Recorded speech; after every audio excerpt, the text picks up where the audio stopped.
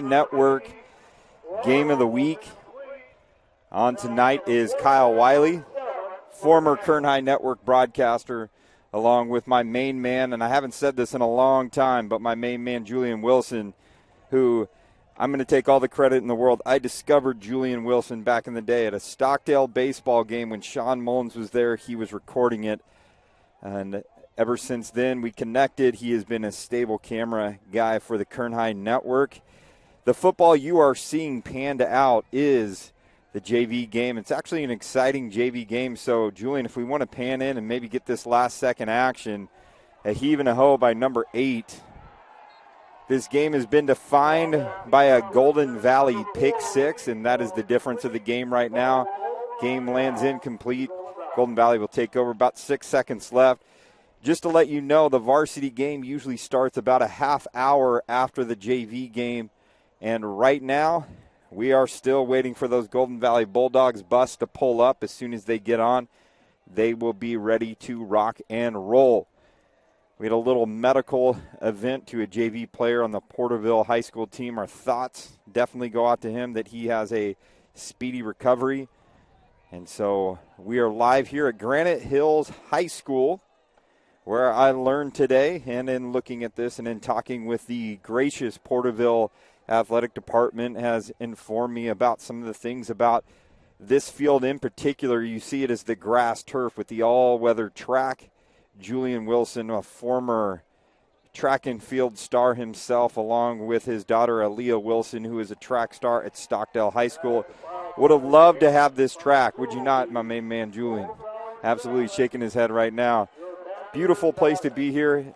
This is at Granite Hills High School. However, this football field with the all-weather track and the grass turf is the Porterville Union School District football field. So that means that Menachie, Porterville High School, and Granite Hills High School all play their football games, home football games, here as well. Once again, this is an interesting game for both Golden Valley and for Porterville High School. Porterville, their coach, in his technically second season, but Keith Thompson is actually his first official season. Last year he was hired as the football coach, but due to COVID protocol that embraced all of Kern County, and for that matter the nation at large, Porterville did not have any football games in the spring, as did a lot of Kern High School District schools. Golden Valley, on the other hand, 4-1 in the spring. Pleasant surprise for many people, but those of us that are loyal to Golden Valley, such as myself, where I serve as the assistant principal of administration, it was no surprise because we have some amazing, talented kids there, and they kind of shocked the Kern County landscape by going 4-1 and defeated a lot of teams and all that stuff too, as well, as we kind of go through there. So as we look at this game, Golden Valley, due to health and safety protocols, had to miss the first 2 games of the season. So this is actually their opening night that they have tonight. Last week, Porterville High School defeated, or actually week 1, Porterville High School defeated North High 13-6 in a tight game. Interesting to see what Coach Keith Thompson is going to do tonight with the Porterville, and for the Porterville Panthers and for the Golden Valley Bulldogs. Head coach James Kane has definitely put the Golden Valley program into the right direction. However, Coach Kane had to attend to a family matter tonight, and he will not be here at tonight's game. Thoughts and prayers of the Golden Valley family are all with him and his family, and we hope that he is back on the field as soon as possible, so that he can see the fruits of his labors that he started 3 years ago when he took over the Golden Valley High School football program. Week 3, but game 1 for Golden Valley is tonight, and we are excited as you see the Porterville Panthers. This is small town USA football right here, and we have the band out, we have the color guard out, we have cheerleaders and football, and life is good. The smell of barbecue coming over from the snack bar. And I have to say, Julian, the weather has done us nightly tonight. It is cooled down, not very hot. It is perfect football weather. And so as we're kind of filling in some of this time, I am going to mute my mic right now so that Julian can capture the pep and pageantry that is coming onto the field, because they are way more talented than I think Julian and I will ever be. Julian's a talented man, but what these young students can do as far as performance is concerned is definitely something cool. So I'm going to go quiet right now as you guys enjoy the pep and pageantry of the Porterville Panthers.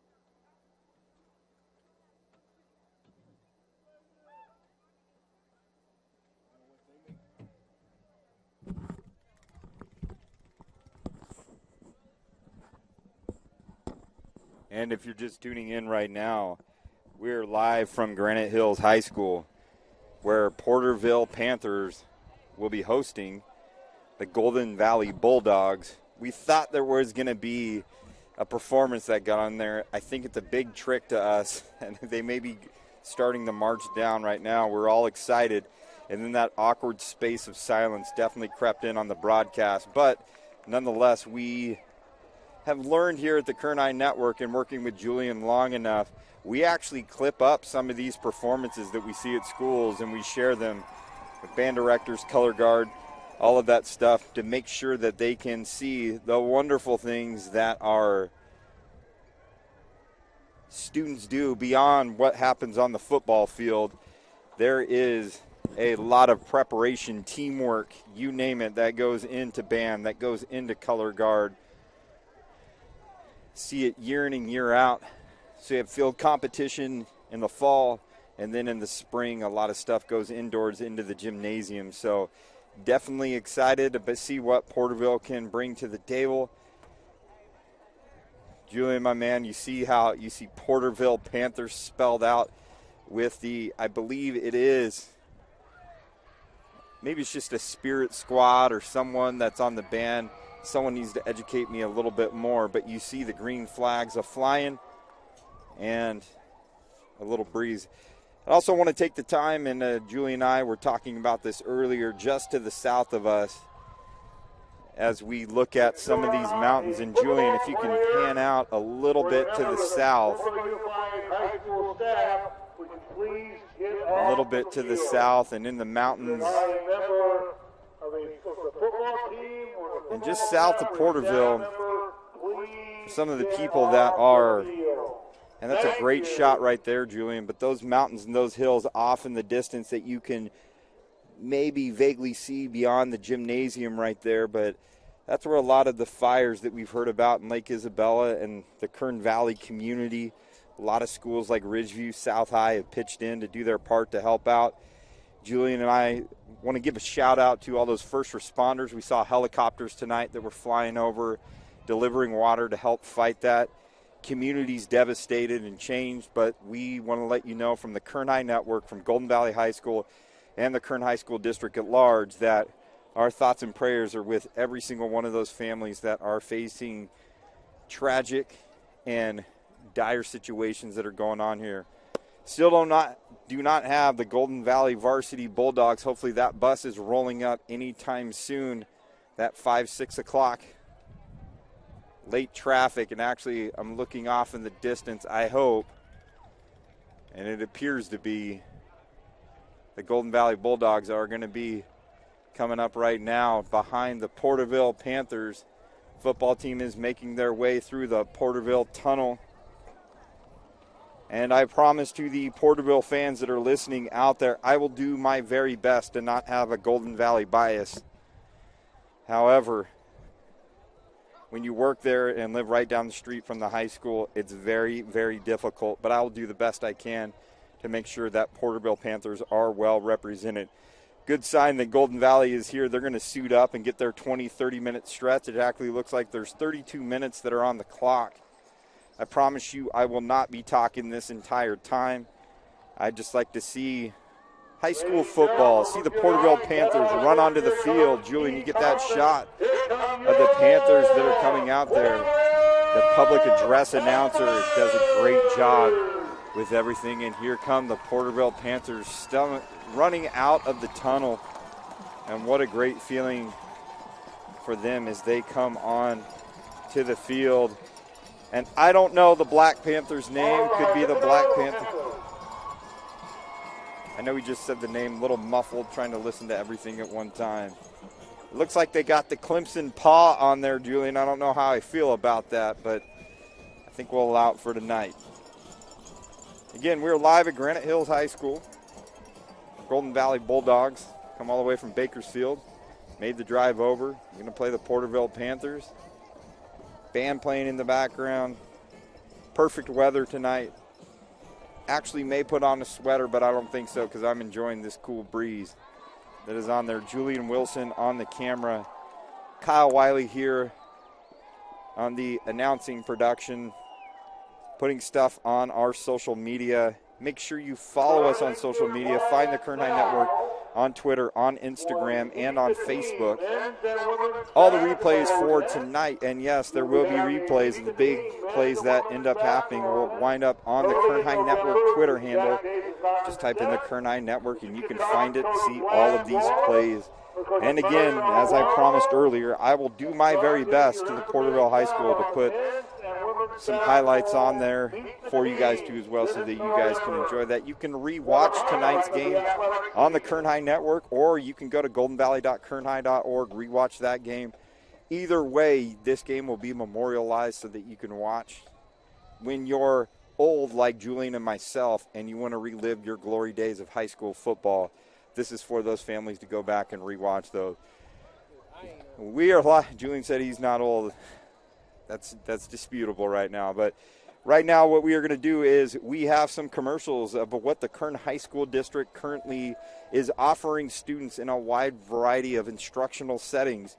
So sit back and relax, enjoy the game, watch these commercials, and we will be back shortly live on the Kern High Network Game of the Week.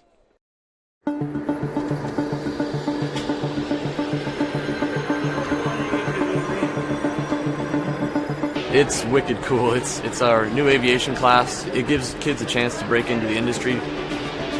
There's a lot of careers in aviation. This class is a lot more than just flying planes.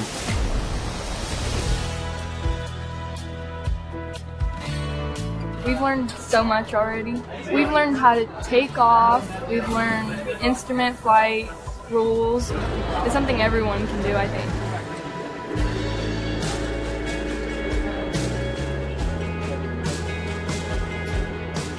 Good. And you see, remember that horizon? Try to keep it parallel to your cockpit. After the 2-year program, they're going to be able to take the knowledge test for their private pilot exam. I am a pilot. I've been in Bakersfield for 10 years. I worked as an instructor for 6 years and then became a corporate pilot. And I'm a teacher here. We have amazing equipment. Even flight schools don't have that much equipment. You put a class like this somewhere at North High, and it's really preparing kids to succeed because it gives them a whole new set of opportunities they never knew that they had the chance to pursue. I'm proud to say that I'm from North High School and that we have administration that's willing to put the money into offering really, really neat programs like this and preparing kids to succeed.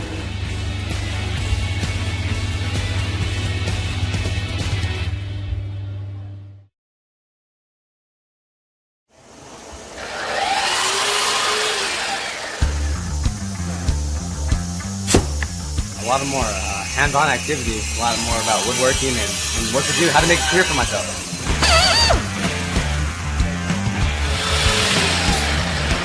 It's not only for guys. I am actually learning how to make cupboards and put everything together, like doors, cabinets. It's really fun, actually.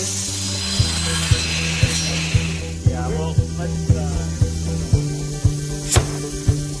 it's really amazing to see their growth over the course of a year and how they can come in with no real skill at all and leave being able to actually produce furniture and cabinetry.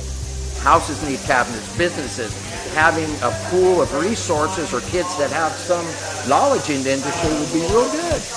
Pull down on that. Let's slide these up. Watch fingers. It's changed a lot. What I'm seeing here is what it's going towards. The CNC equipment, computers. I could actually build cabinets out of this shop. It's state of the art. It really is.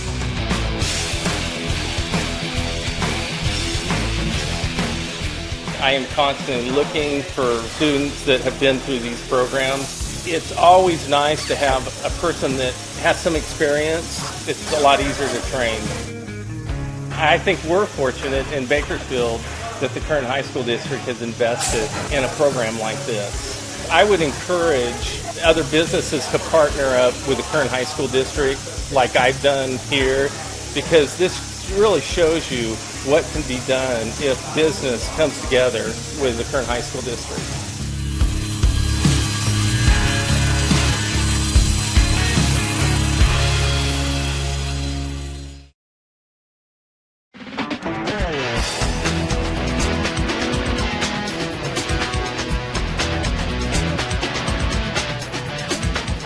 This is where we're going to train the kids to actually get jobs in the industry. We're going to give them the basic tools that they need, also the skills that they need to understand where they fit into the industry. All the animated things, because we have everything that we need in the scenes. They are learning the principles of animation, Photoshop. They're learning how to animate in 2D and 3D. And when you swap to that shape, then you're just going to drag these over here. The storyboard aspect of creating basically the skeleton of the story, and then just sort of directing people in my vision of what I want in the story. And it's also giving me the advantage of Mr. Plord, since he's worked at so many companies, being able to put it in my resume and be like, this is the art direction I've received.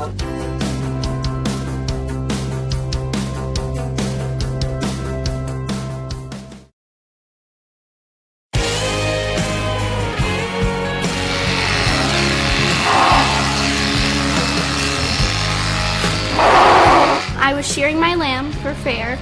I have 2 lambs. This lamb is stubborn. Taking care of animals is you feed them twice a day, make sure they have water, walk them, make sure they're ready for fair. Vet science is the first year before you can actually go into animal science, and it's a lot of like hands-on with the different animals, and you get to learn different things such as giving shots, castrating, all that fun stuff. For me, wanting to be a vet when I'm older, it helped prepares me. All the stuff that I'm learning in ag is definitely going to help me. I'm in ag communications. Anything that you see on the Facebook page is what we do, and pictures, and we do all the posters that are around campus, anything that just promotes ag. Our students are all part of the FFA organization, and through that we have a chapter officer team. We do monthly chapter meetings because we're trying to get them involved outside of class, so they can find something that they're interested in, and they need something that's going to hook them so that they're ready for life after high school.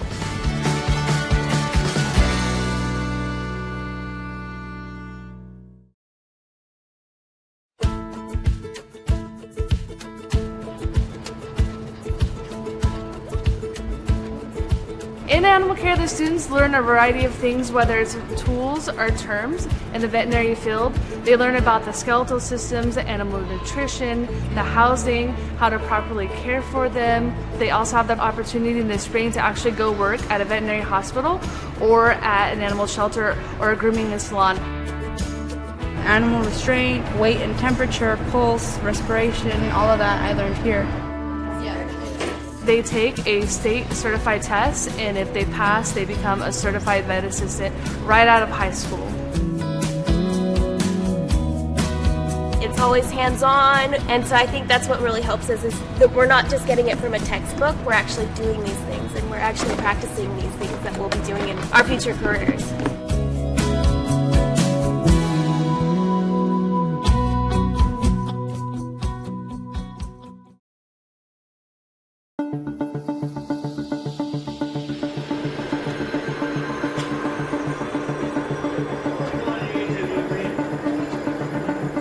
It's wicked cool. It's our new aviation class. It gives kids a chance to break into the industry.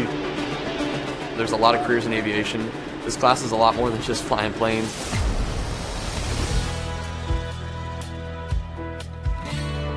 We've learned so much already. We've learned how to take off. We've learned instrument flight rules. It's something everyone can do, I think.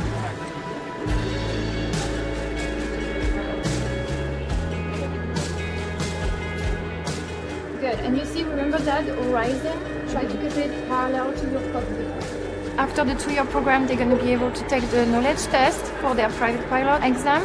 I am a pilot. I've been in Bakersfield for 10 years. I worked as an instructor for 6 years and then became a corporate pilot. And I'm a teacher here. We have amazing equipment. Even flight schools don't have that much equipment. You put a class like this somewhere at North High, and it's really preparing kids to succeed because it gives them a whole new set of opportunities they never knew that they had the chance to pursue. I'm proud to say that I'm from North High School and that we have administration that's willing to put the money into offering really, really neat programs like this and preparing kids to succeed.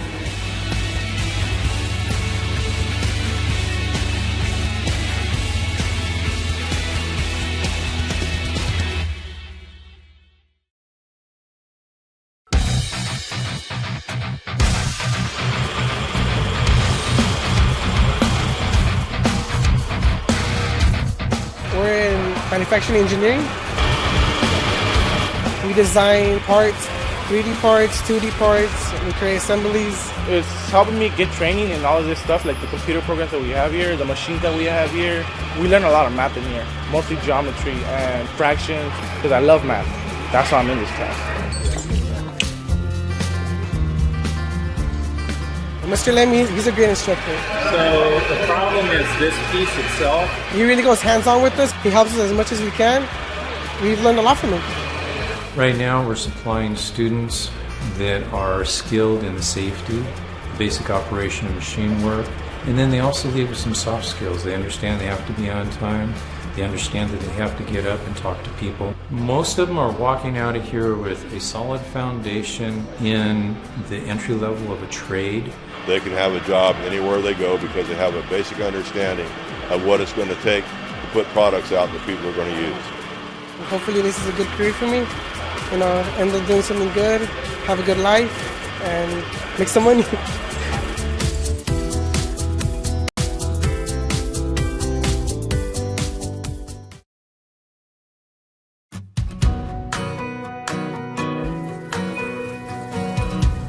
Well, we're learning a lot, and especially with just the basic knowledge of what you would need for an entry-level job. All the basic skills to be a medical assistant in a doctor's office or a clinic. You're leaning on it, and that'll make a difference. And then they also do on-the-job training, and they work in doctor's offices or clinics throughout Kern County. The kids are job ready, and many of them are employed before the end of the school year. They're promised a job, as well as they continue their education. We have many registered nurses out there and even physicians. I'm thinking I want to be an anesthesiologist. So a lot of school, but it'll be worth it in the end.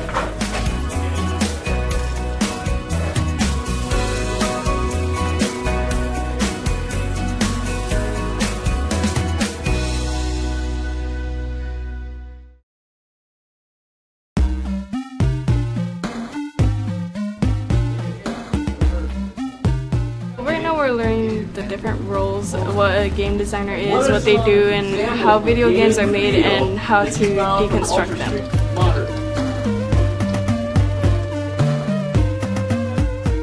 We're also going to be teaching the hard skills, which includes learning the Unreal Engine. And what the Unreal Engine is it's a game development tool that students will be able to use to make their very own video games. And this is something that actually industry professionals use every day to make some of the top-selling games. They're all the same size.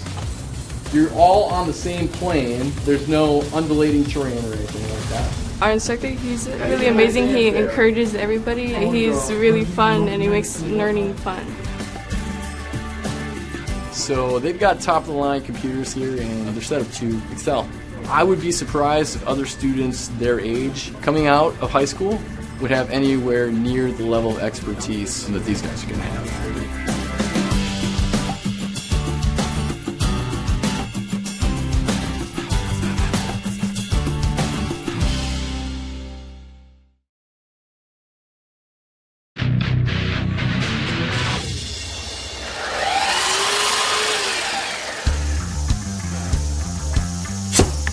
A lot of more hands-on activities, a lot more about woodworking and what to do, how to make a career for myself.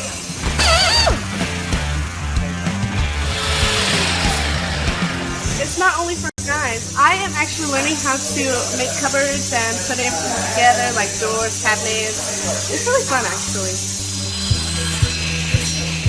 Yeah, well, It's really amazing to see their growth over the course of a year and how they can come in with no real skill at all and leave being able to actually produce furniture and cabinetry.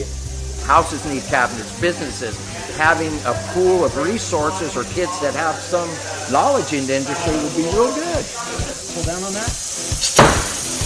Let's slide these up. Watch fingers. It's changed a lot. What I'm seeing here is what it's going towards. The CNC equipment, computers.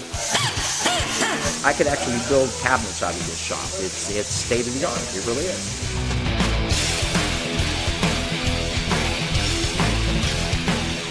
I am constantly looking for students that have been through these programs. It's always nice to have a person that has some experience. It's a lot easier to train.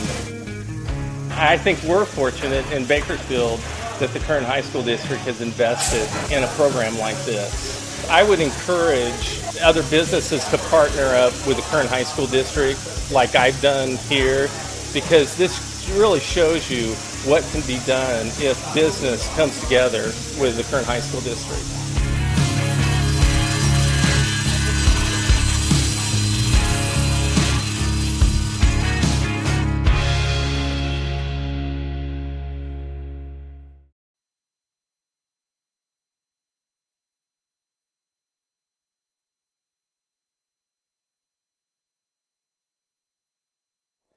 Well, good evening, everybody. Welcome to the Kern High Network Game of the Week.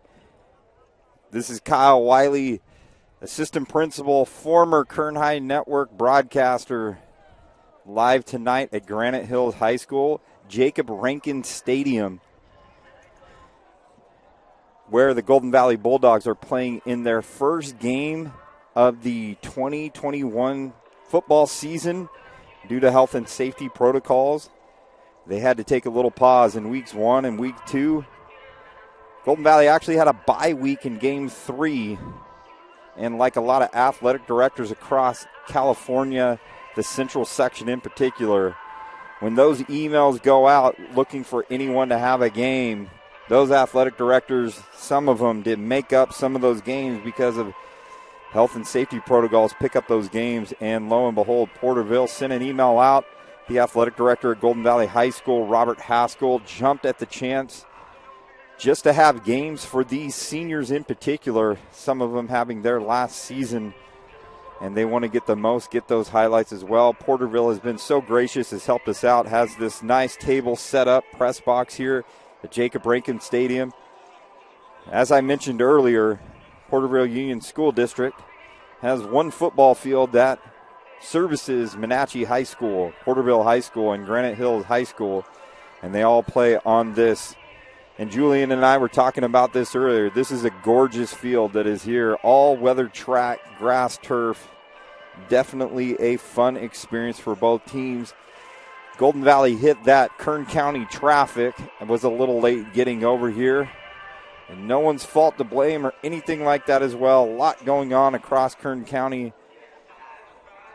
Appreciate all the bus drivers that are out there that have to make the trek. Every school is feeling the impact of not enough bus drivers. And I'm going to put my plug to any of those interested in driving a bus. Go to the Kern High School District's website, kernhigh.org, to become a bus driver. But tonight is about Golden Valley and Porterville High School, where they'll take part. Porterville, on the other hand, played a Week 1 matchup against North High and defeated the Stars 13-6. They are coached by Keith Thompson, who in his second year, but his first actual year as a coach, is coaching this game and gotten off his head coaching career to a wonderful start where they are 1-0 to start the season. Golden Valley, like I mentioned, hasn't played a game yet. Head coach James Kane took over the program 3 years ago. First year went 1-9, but the building pieces, the building blocks per se, were in place for success. And Coach Kane capitalized on that, where they, for a lot of people, shocked the Kern County football landscape by going 4-1 this past spring in spring football in a COVID-induced shortened season. However, for those that have close ties to the Golden Valley Bulldogs, it was no surprise. The pieces were in place for success, and hats go off to Coach Kane and his efforts, believing in being Bulldog strong, and that permeates down to the football field too as well. However, tonight our thoughts and prayers go out with Coach Kane, unable to make it tonight due to a family emergency, and taking some of the helm, helping out with some of those duties and responsibilities. Demas Riza will call some of the offensive plays tonight, but rest assured, Julian and I were talking about this earlier, one of the loudest voices that you will hear tonight is from the legendary Don Turner, West High graduate, Valley Championship at West High. Spent some time with those Raiders, and Coach Turner, who's been a legend in this town, coaching defensive backs at the likes of West High, Frontier, and now at Golden Valley, definitely brings an energy and passion that is infectious for all that. And he is going to assume some of those head coaching responsibilities tonight as he's meeting with the White Hat. Coach Turner, such an influential figure on the campus at Golden Valley High School, where he and Coach Kane not only serve as football coaches, but a very, very important position of campus security, connecting with kids, influencing them positively every single day. Coach Turner, Coach Kane do a great job with that. Julian, I'm excited to be back with you again. As I mentioned earlier in the broadcast, I've known Julian now going on 5 years. We discovered today time has flown by, but I remember that spring day where I was working for the Kern High Network, writing a story about Stockdale baseball. Sean Mullins at the time was there, and I met Julian, who was filming baseball, and I said, hey, do you want to come work for the Kern High Network? Julian reminded me I didn't call him for about 2.5 months as we went into summer, but then in August started. Julian has been a mainstay in the Kern High Network in football and in wrestling and basketball and soccer. You name it, Julian has done everything. And, you know, call him a friend. I just enjoy these times that we can hang out together, talk some football, and just talk on the ride over here. Excited about tonight's game as they showed up a little bit later. We have about 10 minutes left, and I'm going to pause for a second, and we're just going to watch some pregame, and I'm going to be quiet for now, save my voice, but in 10 minutes, we're going to get ready for some high school football live from Granite Hills High School between the Golden Valley Bulldogs and the Porterville High School Panthers.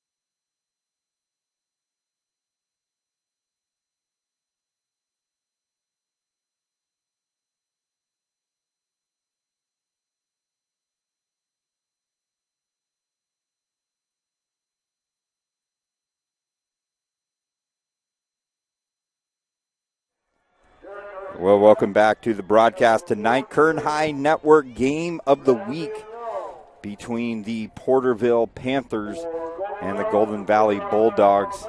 We have captains meeting in the center of the field, and it looks like the football teams are getting lined up for the national anthem, and we'll do that in just a second. I want to give a shout out to the Porterville High School administration with Principal Jose Valdez, Assistant Principal Tony Navarro, the Dean of Counseling, Ginny Busley, Salma Aziz, the other Assistant Principal, Larry Herrera, the Special Projects Director, and I got to give a shout out to Brian Hill, the Athletic Director, who has treated Golden Valley with the utmost dignity and respect.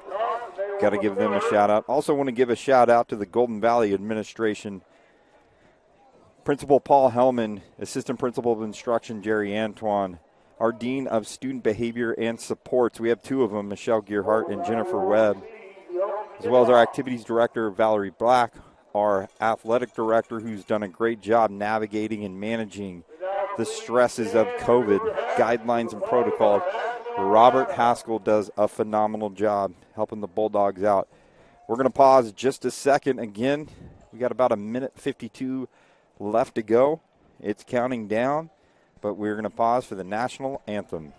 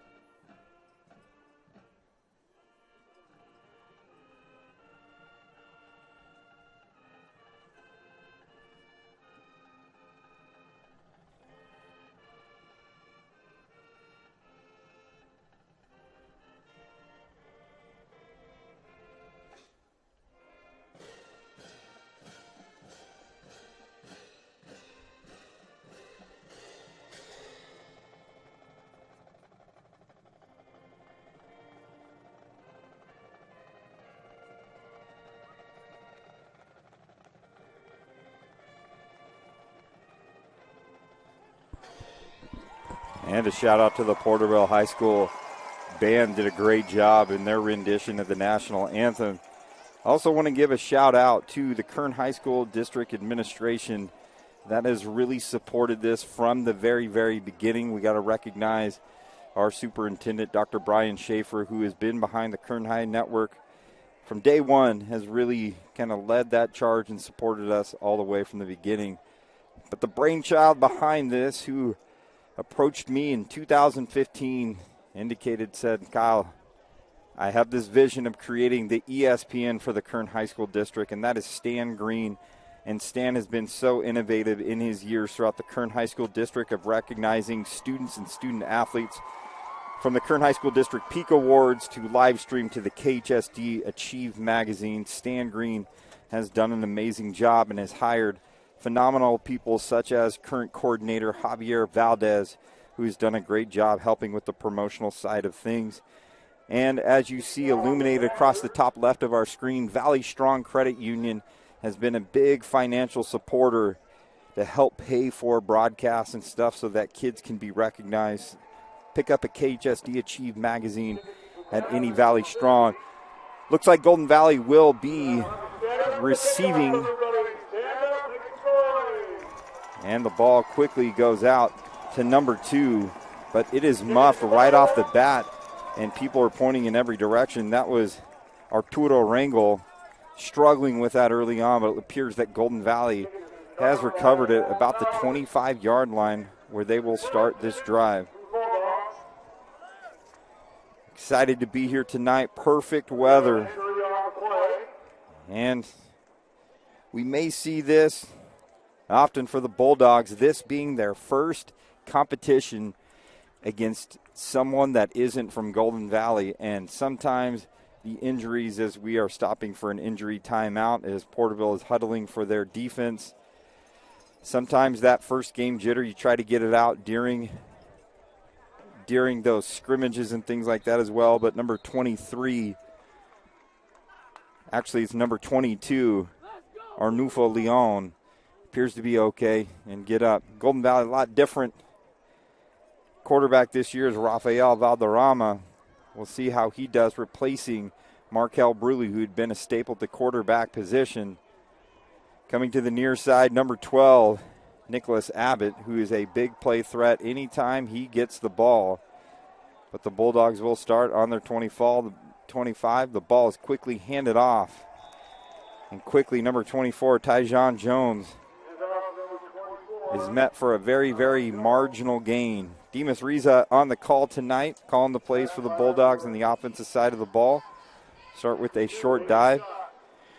The Panthers are going to come out and run a 30-stat concept where there's going to be a lot of twists and stunts and trying to confuse people up front. Have to be solid right up the middle. And in talking with Coach Thompson, he appears to have that. Wing concept, short motion going on right here. Handed off to number 22, and that is Arnulfo Leon, who gets a probably 2 or 3 yard gain, and it's going to be about 3rd and we'll call it 3rd and 7. And Golden Valley looking to capitalize on some momentum in the spring where they went 4-1. Rafael Valderrama, who is a junior on the JV team last year, has a strong arm. Big shoes to fill, filling in for Markel Bruley. I tell everyone to pay attention to number 12, junior sensation Nicholas Abbott, who is a burner. First team All-Area B varsity last year. Just like that, looking for Abbott, and it's deep, and he's got numbers. And just like that, Nicholas Abbott takes off, and he pulls away for a large, large gain. And just like that, the Bulldogs have a big play to start off this half. Nicholas Abbott calling that barn burner, beat some double coverage.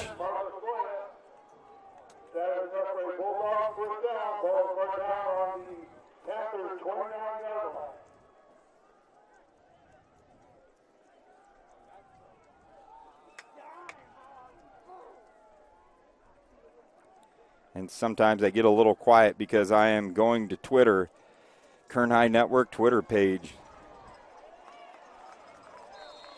And just like that, number 24, Tyjon Jones, is met. Big shoes to fill. Tyjon Jones, Arnulfo Leon, and the Golden Valley running backs.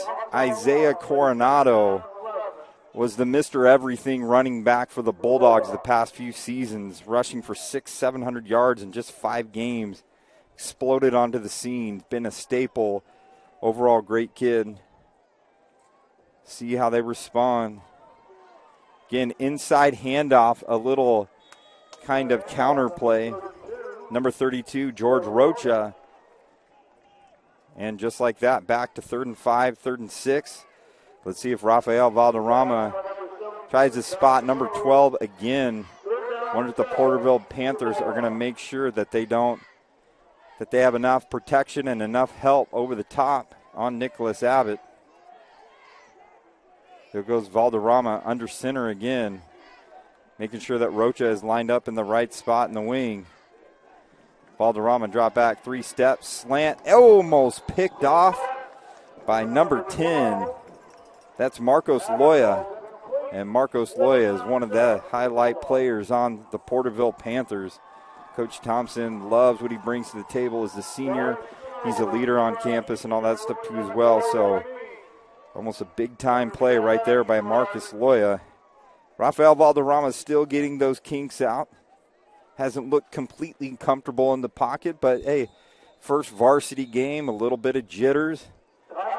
And I think this is a good call right here by Demas Riza, the offensive coordinator for the Golden Valley Bulldogs. Take a timeout. Hey, settle down your junior quarterback. Maybe his launch angle, maybe things are all over the place right now, and he's just got to get settled and get those first few throws and completions in there. And Julian knows this all too well. When that quarterback throws that first good spiral, it kind of changes things. So his first few balls have been a little iffy, a little nervous, but he did have a strike, a big-time throw to Nicholas Abbott. I encourage you guys to go to the Kern High Network to see all the replays for tonight. Big plays, including Nicholas Abbott, big-time reception to kind of open things up. Into the game also, Golden Valley, number 4, Ricky Smart, who had a big-time game, another big-time receiver for the Golden Valley Bulldogs. Barn burner against Arvin last year where he had 2 touchdowns. Let's see if they take a look his way. Comes Valderrama rolling out to the left again, delivers a good ball just a little bit high to 24, Tyjon Jones. So now rolling out to his left, difficult throw sometimes for a young quarterback, especially a righty going out there. He had to get a little bit more depth so the ball's better, but I'll tell you, Julian, and I know you saw that, it was a better spiral. Sometimes that could change things around. You just got to be a little bit more patient with the throws, and we talk about patience is sometimes you just got to play catch with your receivers. Don't try to aim it, do too much, but just play good, solid catch. But nonetheless, hats off to the Porterville Panthers. Keith Thompson has done a good job keeping that big play by Nicholas Abbott at bay as Porterville comes on to the scene where Caden Busalis takes over in the gun, kind of a pistol look. 2 receivers to the side. Gumming in motion is number 10, the playmaker that we talked about on defense, and that is a good opening ball. And just like that, Marcos Loya is fighting and scrapping, and that is a big-time play and a big-time first down for Loya and the Porterville Panthers as they get moving. Coach Thompson indicated they're going to be in a lot of spread concepts. Makes sense. A team that runs a 30 stack probably is going to run some sort of spread to kind of keep things open, utilize athleticism, utilizing space. Good opening drive. Good ball right there by Caden Busulis. And looking at it, and I got all this excitement going on right here, but it looks like there is a flag that is on the field. And it's backing up. Porterville Panthers, I didn't see what was going on because I'm too worried about a good opening drive for the Porterville Panthers, and it gets stalled and stymied.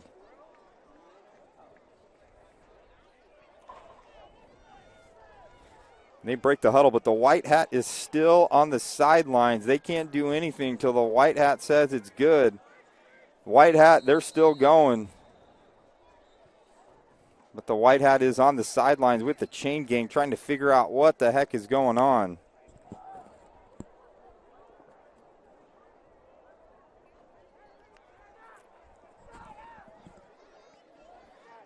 Again, trying to figure out.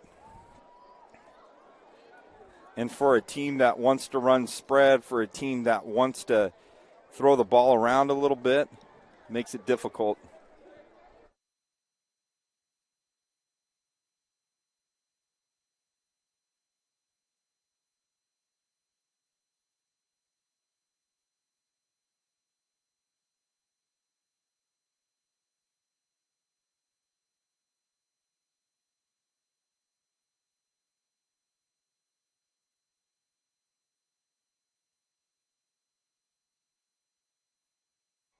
With all this technology they have right here, I actually received a phone call to see where the original line of scrimmage was at before this.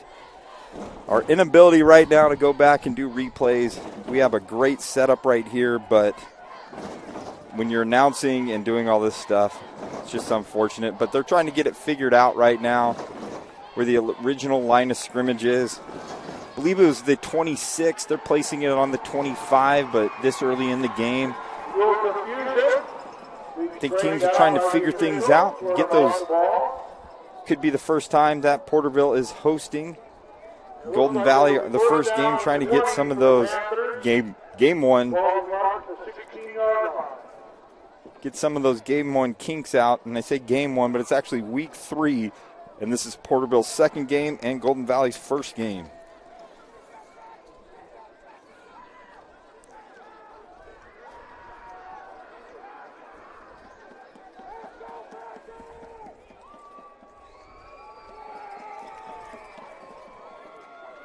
So I got to do a better job because when I get people calling me for replays on that stuff, I need to make sure I know where it's at. Ball is on the 21-yard line. Everyone with me, 21-yard line. So we know exactly where it's at right now. 16-yard line, my bad. See, I have Julian fixing me. I'm going cross-eyed up here. So ball is snapped right away. Simple dive play concept right up the middle. goes to number 3, Lisandro Martinez. And these big chunk plays that are coming by the Porterville Panthers. Still second down.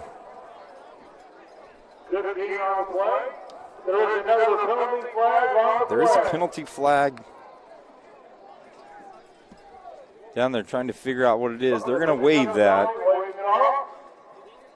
I know coaches get excited early in the season, and their excitement sometimes gets them on the field, and so it could be a sideline warning that they can make sure that the coaches are backed up a little bit. But nonetheless, it looks like it's going to be 3rd down and 1, or 2nd and 1, mind you, for the Porterville Panthers.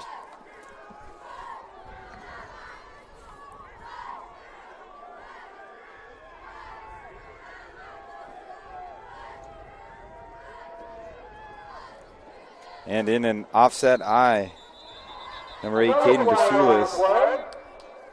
And flags are coming out. You're going to see a lot of Marcos Loya. He's going to be used in a wide range of formations. He'll be at tailback. He'll be at the Z receiver. They get him in motion. And credit Keith Thompson and his staff. They're just trying to figure out ways to get their best athletes and their seniors the ball. Looks like it appears to be offsides for the Golden Valley Bulldogs.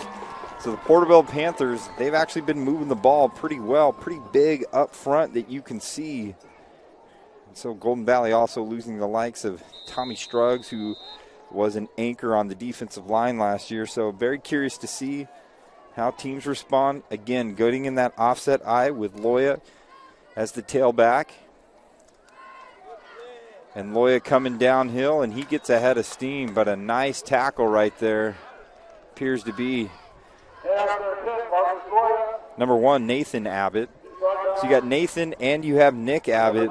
Nathan's the sophomore, and number 12, Nick, is the corner, and they're on the same side. You got 2 brothers coming right at you, one playing outside linebacker and one playing cornerback. Indicates that Golden Valley's future is indeed bright with athletes. 2nd down and about 6 or 7. In the gun again, 3 receivers to the near side. Quick out happening, finding again. There's Loya right there, and a great tackle by number 6, Marquise Burns.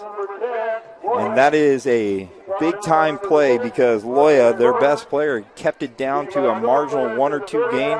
And sometimes a tackle isn't the knock it out, it's getting around the ankle and making sure he doesn't advance. And Marquise Burns, who is 2nd team all-area for B varsity, made a nice play on that side. So you look on there, very, very much depth and athleticism in the secondary for the Bulldogs. You got Burns and Abbott at corners. At safety, you got Ricky Smart and Markel Brooks. Tons of athletes, tons of basketball players, tons of speed all over the place. Again, going into the gun, and now it is number 3, Lisandro Martinez. And he runs hard and gets downhill, and it's enough for a Panthers 1st down. So a nice little drive accumulated by the Porterville Panthers in their opening session. Ball's running down, 6 minutes, 35 seconds left to go in this 4th quarter. We're live from Granite Hills High School. Score is 0-0. Make sure you follow highlights on the Kern High Network Twitter feed.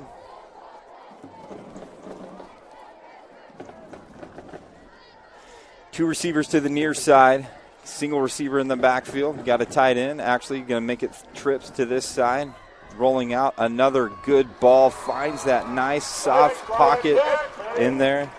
And that's going to be number 7. Number 2, Alfredo Nunez, actually. But Caden Basulis is delivering some nice balls on time. Taking his time, delivering good, and found that soft opening in the zone of the Bulldogs. And I got to tell you right off the bat, this Porterville team looks like a nice, well-oiled machine. They do have an extra game of competition, possibly a scrimmage involved in here as well. Golden Valley, their first competition of any sort all year, and they're thrust right into the Friday night lights.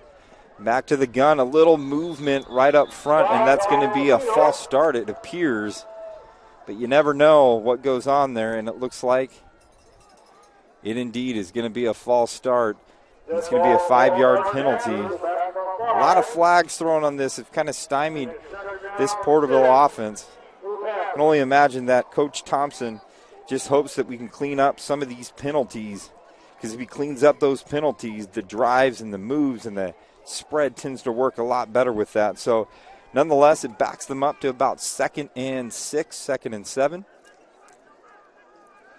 And dropping back on time, and again, finding those out routes. It's number 80. Number 80, Jacob Espinoza, who's one of those senior captains and leaders on the team. Coach Thompson talked about he brings a lot to the table, and finding those areas in the zone.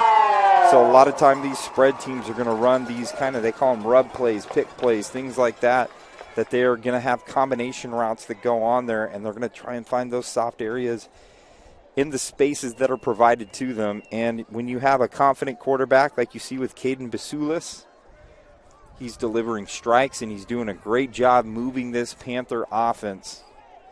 Basulis back there with Loya behind him again. They're going to try, actually that's number 3, Lissandro Martinez. He's just going to be a very, very marginal gain, maybe a half yard, or maybe not even a gain. But it's going to be 2nd down for the Panthers.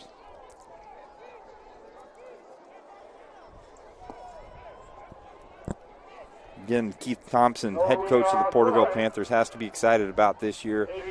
Lost the season last year because their league decided that they weren't going to play because of the global pandemic that had taken place, but guarantee he's excited to be back under the Friday Night Lights playing football, even if the game was just created, I believe, on Friday or Saturday of last week. So a quick turnaround for these teams, just learning they're going to play on this schedule. 2 receivers to the near side. Number 3, that's Lissandro Martinez. He stopped for actually a loss. So it's going to be about 3rd and 12. And exactly what the Bulldogs needed was an opportunity to stop, get the Panthers behind the chains.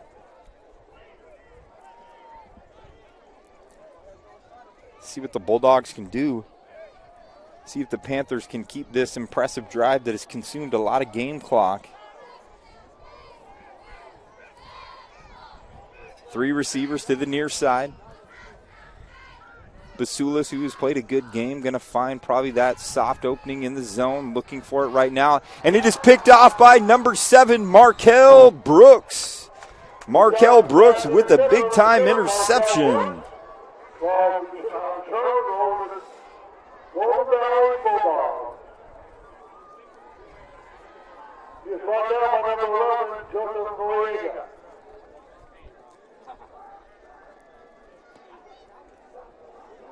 And some of you may have heard this young man, Markel Brooks.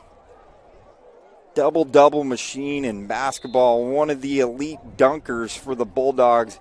Not just for the Bulldogs, but in Kern County, playing safety, gets that INT. And what a momentum changer right now. And the ball is handed off. Exactly what the Bulldogs need.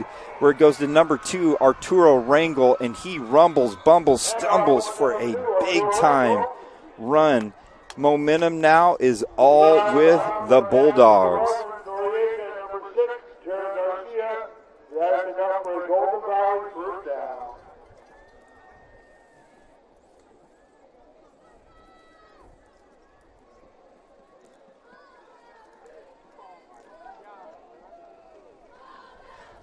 Arturo Rangel looking like Isaiah Coronado, former Bulldog. And again, the ball getting handed off to Arturo Rangel, and he's wiggling himself around a little bit. See how the Bulldogs respond right here.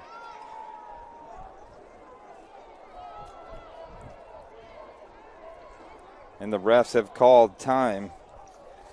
Make sure you capture all of our replays. Find all of our replays from big-time interception by Markel Brooks, the all-everything basketball player at Golden Valley. Penalty personal foul on the Panthers. We're at 15 yards. Timeout, Porterville. During this timeout, afraid to go get some pizza, water, nachos, candy at the snack bar. ASP may still have some sodas, spirit stuff.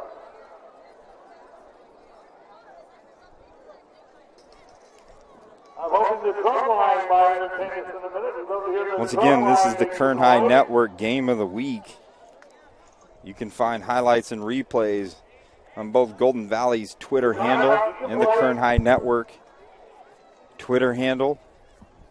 I know highlights and replays will be on both platforms tomorrow. Golden Valley does a great job promoting its student athletes, making highlight videos and all that stuff too as well.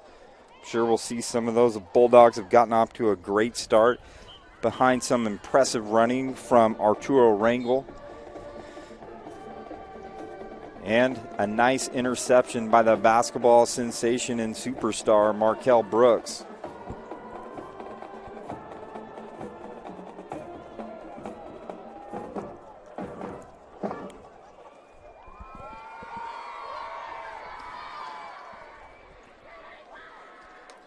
Rafael Valderrama going under center.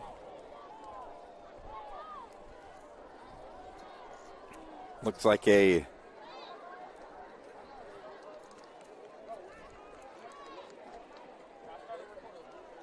and waiting for the white hat to see what's going on.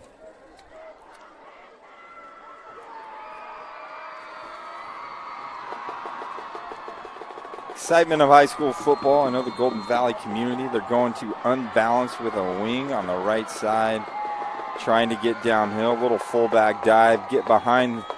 They used to say this back in the day, Julian, get behind the big uglies up front that you can just rumble, stumble, and get out there.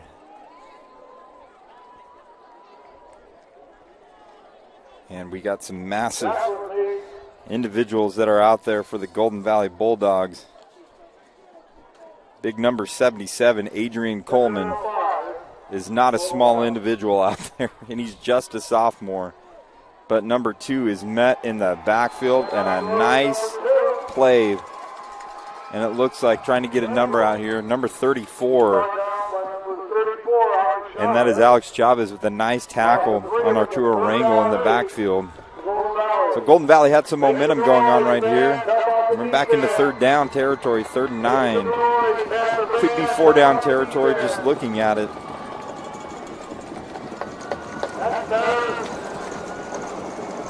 And this place is rumbling and stumbling. Pay attention to number 12, Nicholas Abbott, who's spread out to the wide side of the field. May try to put a ball in the corner of the end zone. And there's a slant pattern that's going out there. And it looks like there was a blown coverage, blown assignment. But coming in quickly, number 62, which is Hayden Scott, which is also another one of those senior captains that's out there, shakes up number 3, Rafael Valderrama, a little bit. And it's kind of decision time for the Bulldogs. Quarterbacks going out. The depth behind them is uncertain. We got to see who's going to be coming out there to take a look. Are they going to kick? Special teams, especially in the beginning of the seasons, can be a little difficult. But nonetheless, we're going to see how Golden Valley responds right now. And it looks like it's going to be number 16, Camonte Jackson, who is also another Golden Valley basketball hooper. It's nice to see these multi-sports athletes that are out there. One thing that a lot of coaches has talked about over the last few years is the specialization of sports has really not produced a lot of good athletes, but here at Golden Valley we see some of our top basketball players are also some of our top football players. It's nice to see that old school approach, and when I say old school, I mean all of us that are old that played multiple sports in high school. Live from Granite Hills High School, exciting time, a minute left in the first quarter. High school football is back, permeating Kern County. We get some big games tomorrow night. We have Central at BHS tomorrow, which is going to be a heck of a game for the Drillers as they're taking on one of the powerhouse teams in all of the Valley tomorrow. I also believe we have Independence, and correct me if I'm wrong, Independence Centennial tomorrow, maybe. Independence and Centennial is the other Kern High Network game of the week. A lot of football to watch.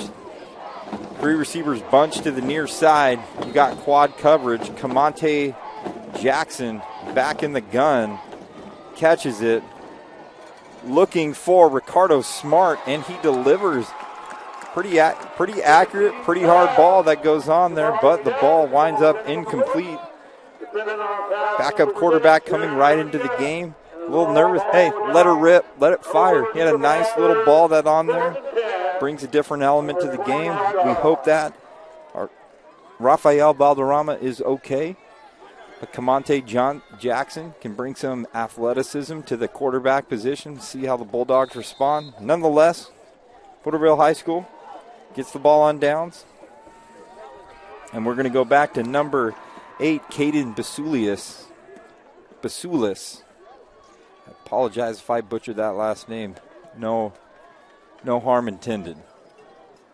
2 receivers to the near side going 2-by-2 with a single back. The all-everything athlete, Loya, in motion, goes in the flat, delivers a great ball.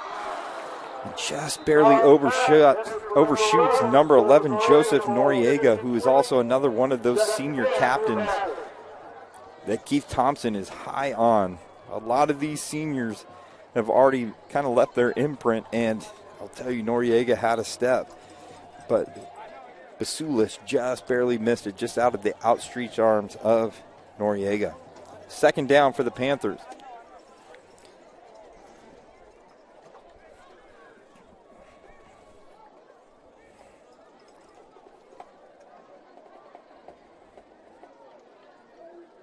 Zero first quarter. A little bit of back and forth. Teams have had solid drives. Bulldogs had a solid opening drive, followed by a Porterville solid opening drive. Golden Valley responded with another lengthy drive. Both teams stalled.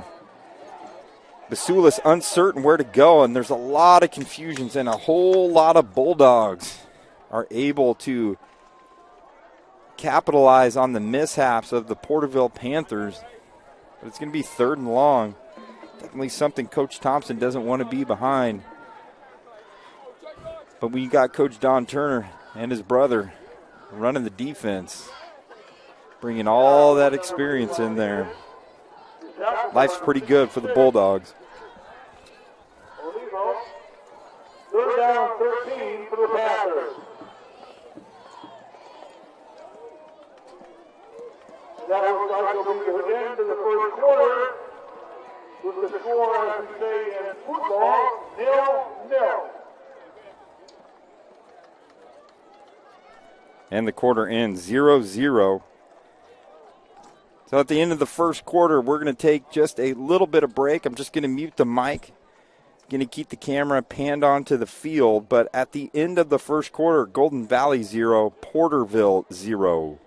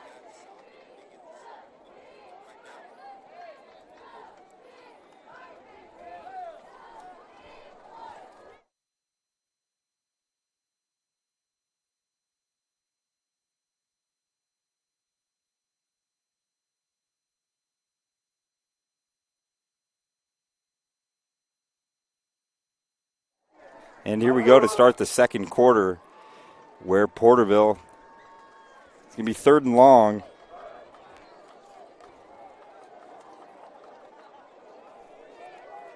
Trying to set up a screen.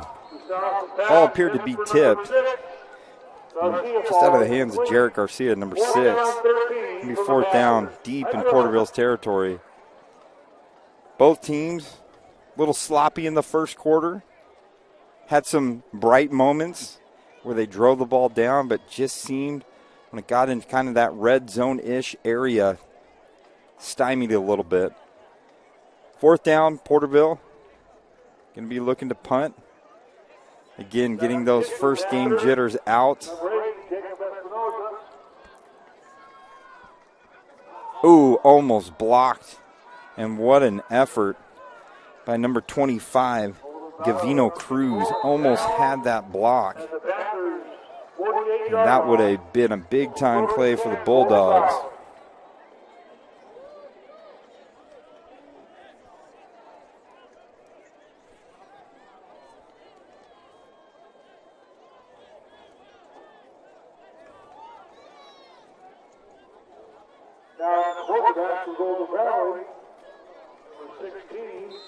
And the Bulldogs take over on the 48-yard line. Second quarter live here at Jacob Rankin Stadium, Granite Hills High School. Both teams have been unable to get on the board.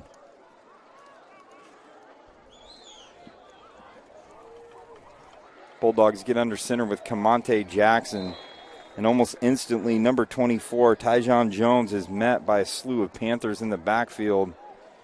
I wonder if the game plan changes a little bit with Camonte Jackson, who is a basketball player, getting in now, seeing if he can run the offense effectively and get things going for the Bulldogs. Coaches hate seeing that first game your starting quarterback go down with any type of injury. But here comes Camonte Jackson, kind of doing inside handoff, but it definitely is a mishap. That could be a timing issue that gets in there. Trying to do an underneath, counter, reverse, whatever you want to call it right there, but that's a difficult play getting in there. And again, it's all about that timing.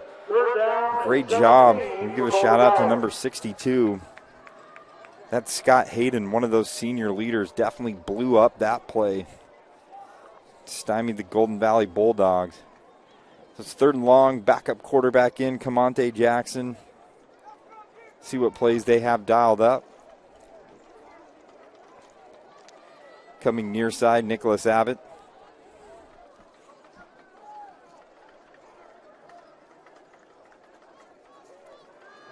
And he drops back, has a receiver open, and that's number 18.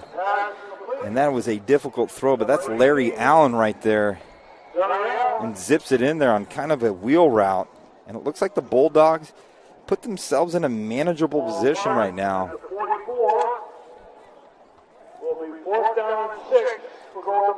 As the public address announcer announced, 4th down and 6. See what Golden Valley does right here. It appears they're not going to take any chances.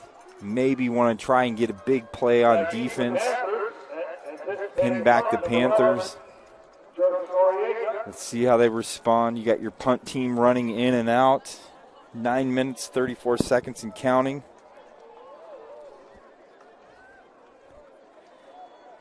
Team still trying to figure out.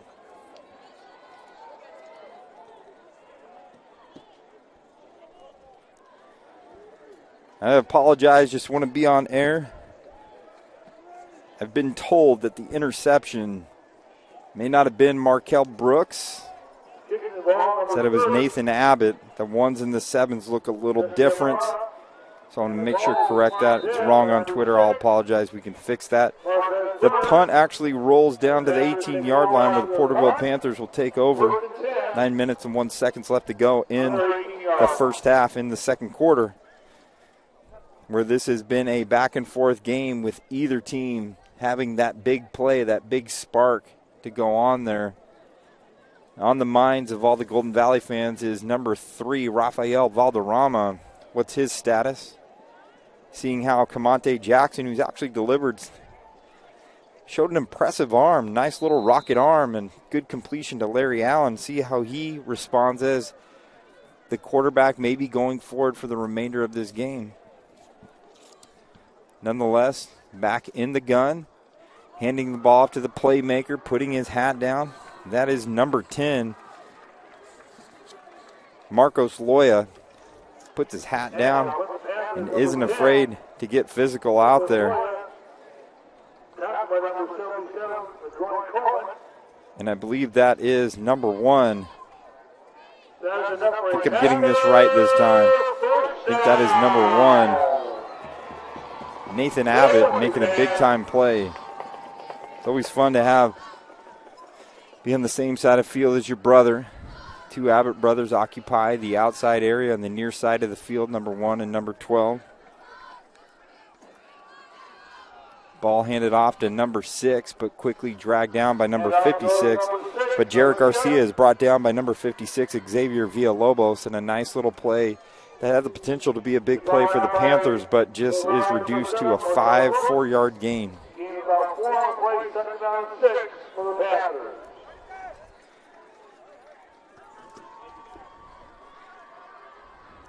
Creeping on 9 o'clock. Way past my normal bedtime. I'm not going to lie to anyone out there.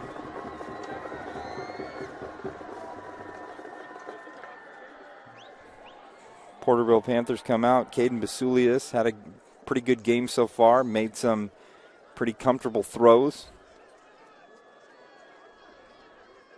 Basulius hands the ball off to number 3. That is Lissandro Martinez. And Lissandro Martinez, who's had some tough yards, appears to be their tough yard back. With that, say with me, Panther fans, is another Panther first down. I have a headset on right now, but that public address announcer, I think, is piercing my ears. But it's okay. He has passion, and we love it. So here come the Panthers. Basulis in the gun. 2x2, got a tight end on the far side. Coming back underneath for a counter play. And handing the ball off a steady dose of Lissandro Martinez, Jarrett Garcia, Marcos Loya. A whole bunch of backs for the Porterville Panthers. Wanting to control that clock. As Basulis gets back out there.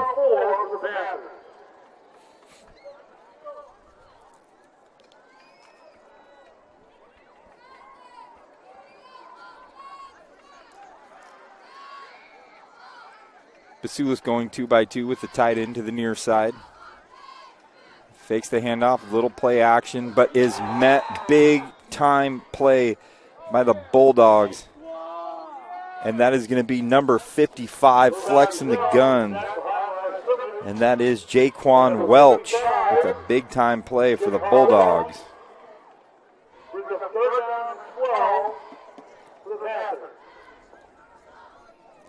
Jaquan Welch, been in the program a long time, helping the Bulldogs with a big-time play on defense.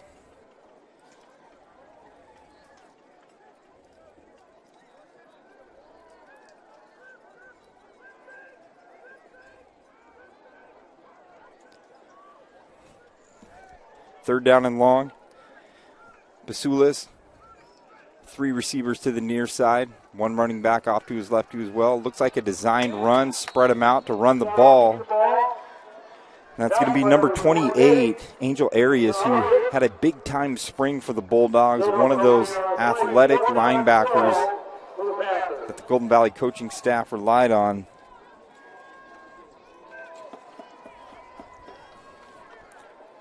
Going back to receive the punt, Nicholas Abbott and Ricardo Smart. There is a flag being thrown, and it appears there's going to be too many Bulldogs on the field. We're going to wait to see. They're going to move the ball up, I think, 5 yards. Too many Bulldogs on the field. That's exactly what the call is going to be.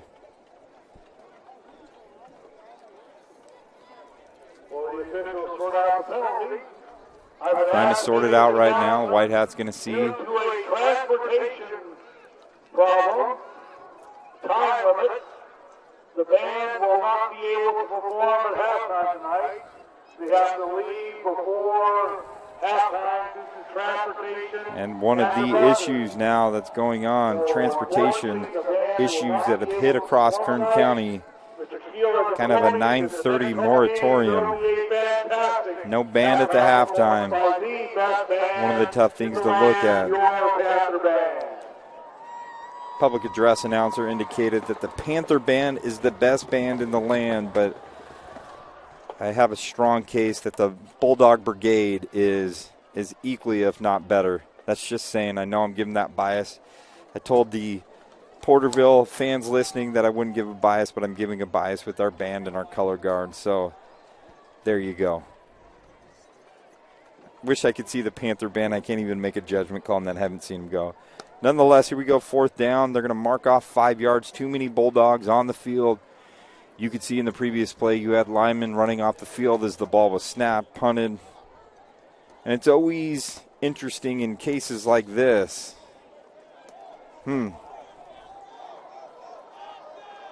Now they're appearing to make this a 1st down. And the confusion starts to arise. Should be a 5-yard penalty.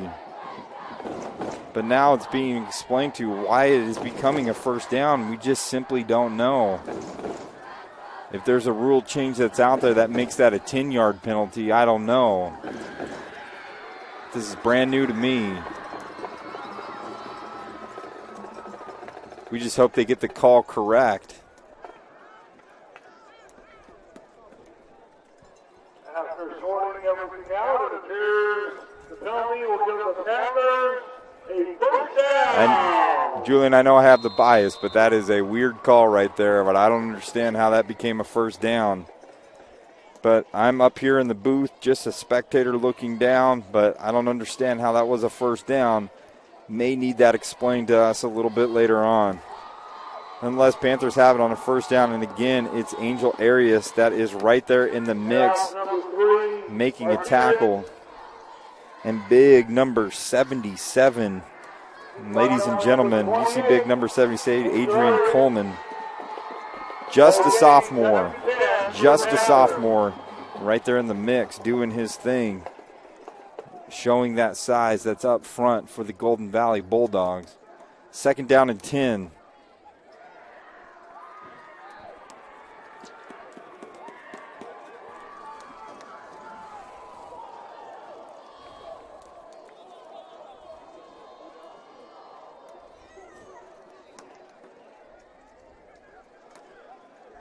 And another handoff, and it looks like it's weaving his way in and out, and he's had some solid runs.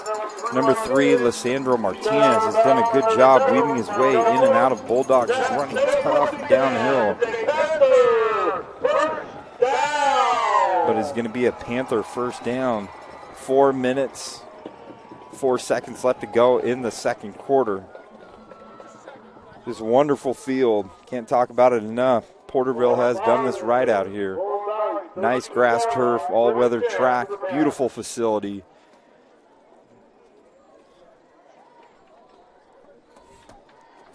And number 8, Caden Basulis,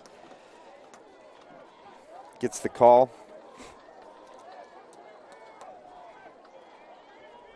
Bulldogs have played well defensively, led by, I got to correct it early, Demetrius Henderson, who is the head defensive coordinator for the Bulldogs, has done a good job. But nonetheless, on a drive like this, it's number 8. And that is Caden Basulis with another impressive run. Gives 2nd and short, 2nd and 2 for the Panthers. And they're moving right now with 3 minutes and 40 seconds and counting.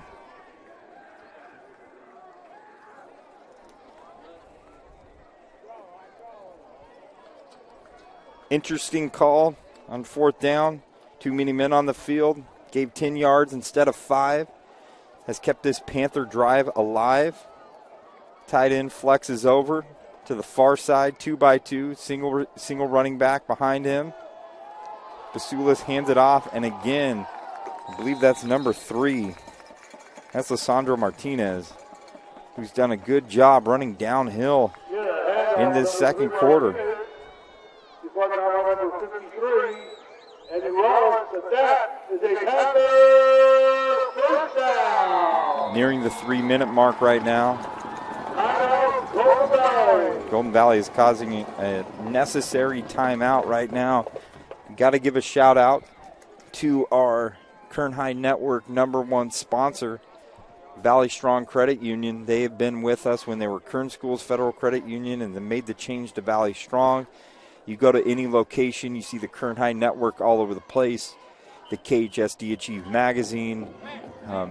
Every broadcast, we are going to have their logo on here. They've just done such an amazing job to kind of help us out throughout this year. Give a shout out to both administrations on both sides. They have done a great job of coordinating and making sure that this event is going to happen tonight.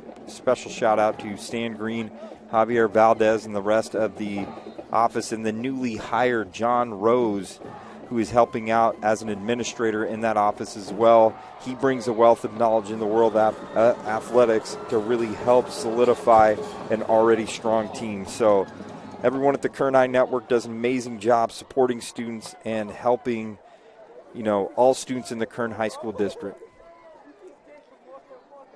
So first down for the Porterville Panthers behind I'm telling you, this Lissandro Martinez, number 3, has done a great job running the ball, runs the ball hard for the Porterville Panthers. Back in the gun and those quick outs and almost picked off by Nicholas Abbott, going through, hitting the fingertips of number 80, Jacob Espinoza. And that is a favorite target of Caden Basulis.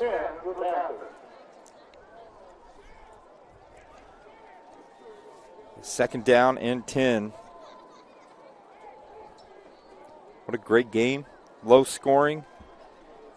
Defensive struggle. ASB is still selling sodas and spirit beer. ASB is still selling sodas and spirit beer.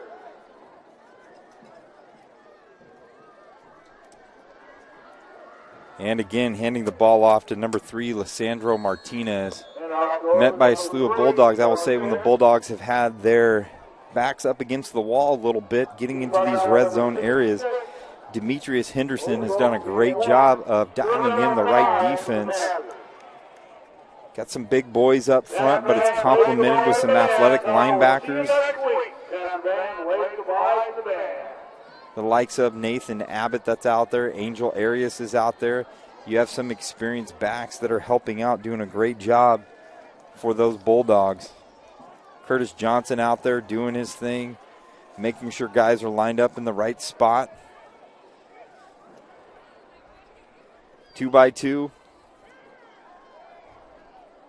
And Basulis is taking a look to the corner of the end zone where it is an impressive, and they are going to say he is out of bounds. The far judge out of the end zone.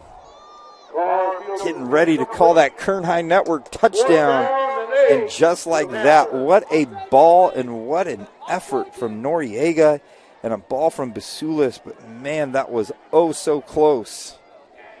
May have to go back and watch the replay later on. This game is going to be archived after we finish broadcasting. goldenvalley.kernhigh.org or kernhighnetwork.com, 2 spots where you can rewatch and the replays on this. It'll be on the Golden Valley YouTube channel as well, the full game, so make sure you guys take a look at that. And fourth down, Porterville looked to go for it. Going to go 3 receivers to the near side. Spaces are open, and it is an interception by Ricardo Smart. And Ricardo Smart has some space, but a big-time play by Ricardo Smart at the right time. The Bulldogs needed it. And it's going to be a penalty marker on the field, but I believe it was after the interception.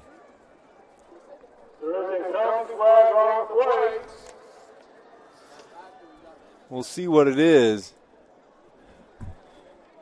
So it's going to be first down for the Bulldogs after the Ricardo Smart interception.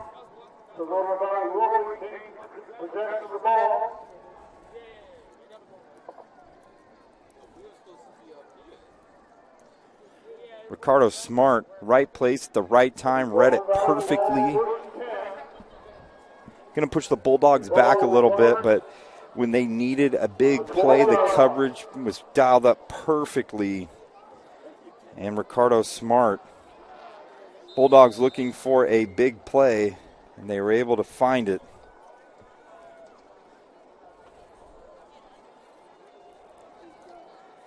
Again, replays are on Twitter, Kern High Network. You can find the replays in Golden Valley's Twitter page too as well.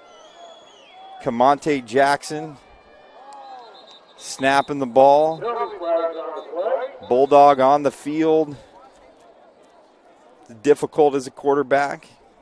Sometimes don't get those reps with the first team, and when you get some of those reps with the first team and cadences and different centers and just different timing that goes on there, so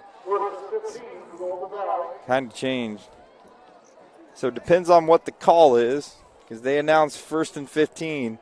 It could be too many men on the field, and if it's too many men on the field, it should be a 5-yard penalty. Let's see if they give them 5 or 10, and they do offsides. So offsides and 12 men on the field, offsetting penalties. I was waiting to see if they did 5 or 10 because I would have been confused on the previous play that was on there. But nonetheless, Camonte Jackson gets in the gun a little bit and trying to set up a screen to number 2, Arturo Rangel. But again, the timing of things, looking at it, being patient in there. Sometimes as a backup quarterback may not have that timing and that patience.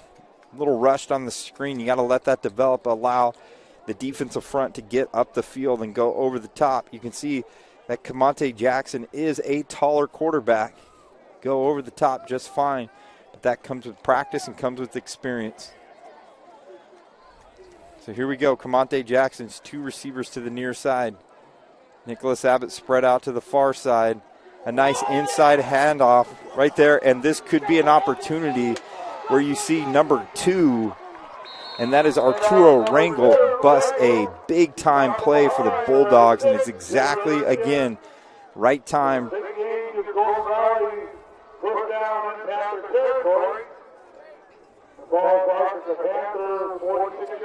Arturo Rangel with a big-time run for the Bulldogs. Big plays are happening, but converting those big plays into points is what the Bulldogs need to do in the next minute, 43 seconds, because it's going to be the Panthers that are going to be receiving the second half kickoff. Got Brooks and Ricardo Smart to the near side. Nicholas Abbott to the far side. Number 24, he just stumbled and almost had that right there. But that's Tyjon Jones. Almost had a moment. He breaks one more tackle. I'm telling you, he's got a full head of steam going through traffic. I don't think anyone's tackling him. So the Bulldogs are starting to do some impressive things. The clock is ticking down to 1 minute and 22 seconds. Got to be aware of the time. It's always nice when you have those assistant coaches that are in your ear telling you, hey, you have 1 minute, you have 45 seconds, get the play off. Again, Jones kind of bounces an inside run, but he's got that leverage that you love to see in those smaller backs sometimes where he can bounce out of that. And I'm telling you, I don't think you're going to tackle him straight up high because he's got too much leverage that goes in there. You got to go low and kind of chop him down, even though he's kind of a shorter back, but he's got the leverage to break some of those arm tackles. Looking at the clock, 50 seconds and counting. Impressive for a backup quarterback in Camonte Jackson. Takes a step back and he's looking around trying to find some things. And he has open receivers and just out of the reach and grasp of Marquise Burns. But he had some guys open, so again, a lot on a backup quarterback. But let's see if he can put some points on the board with 38 seconds left to go. Once again, we're live at Granite Hills High School. 38 seconds left to go in the second quarter as we near the end of this first half. It has been a no-scoring game. I was going to say low-scoring, but it's a no-scoring game right now. Cloud coverage from the Porterville Panthers. Inside handoff to Marquise Burns, trying to find something, but a whole bunch of Panthers. I'm going to give a shout-out to number 52. That's George Barraza, was in the middle of all of that, causing some havoc. And there could be a personal foul. That's one thing that got to watch, especially you have momentum going your way. To go all of a sudden back now to second or third and 25 is just tough.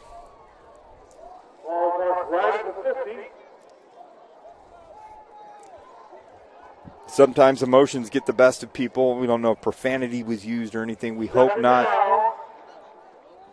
But the refs saw or heard something unsportsmanlike. Pushes the Bulldogs back. 3 receivers to the far side. Ricardo Smart to the near side. Ball's delivered. Trying to get right there to Larry Allen. Appears it's going to be 3rd and 32.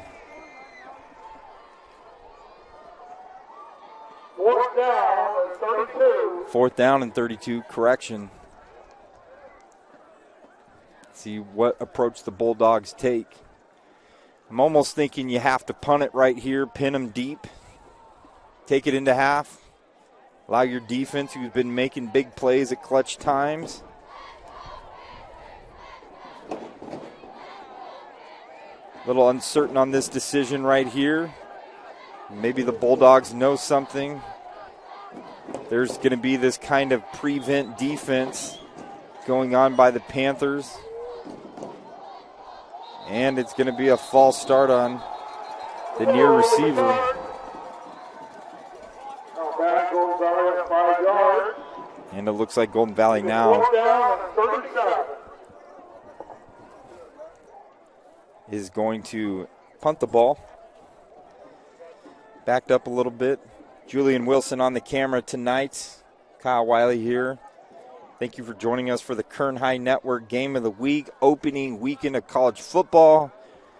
And next week, opening week of NFL. Lots of football coming our way. I think everyone is excited for that. So you can watch football on Thursday, Friday, Saturday, Sunday, and Monday. And the punt is off, but it looks like it's tipped.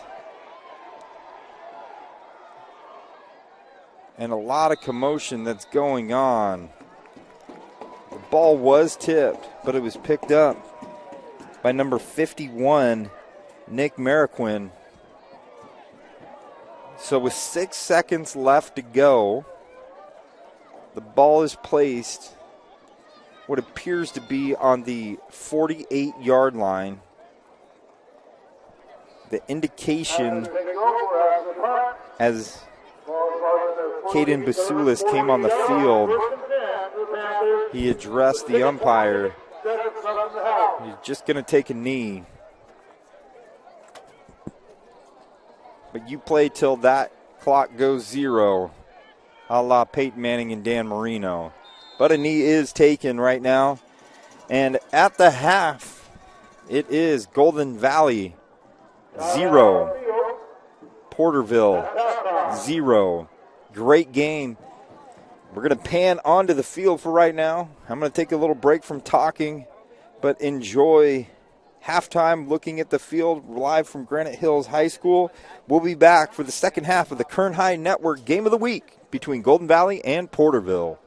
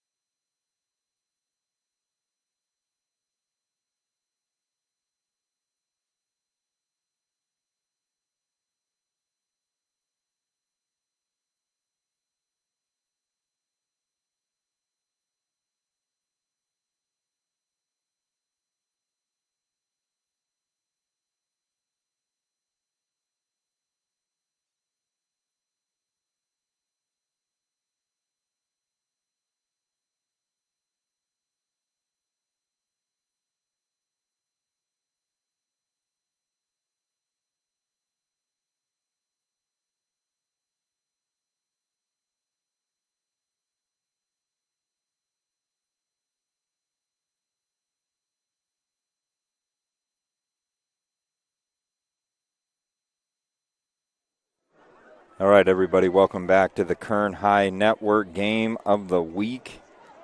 The public address announcer just reminded students that it is Thursday night. There is school tomorrow. Golden Valley, we start at 7:30 a.m. It's creeping on 9:30. Still got some time left in this game, in this back-and-forth game. Public address announcer also indicated a 10 o'clock curfew on school nights. So we'll see how this plays out, see if this game goes rather quickly. Game started 8 o'clock, hour and a half. First half, take a look to see how this game ends up unfolding for the Golden Valley Bulldogs. Took a little while to get up here. They're going to try and find a rhythm if they can. Interesting notes in the first half. Arturo Rangel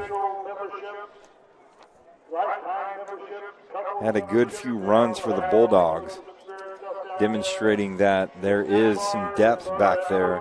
The combination of Rangel and number 24, Tyjon Jones, showed a kind of prototypical Golden Valley style running back.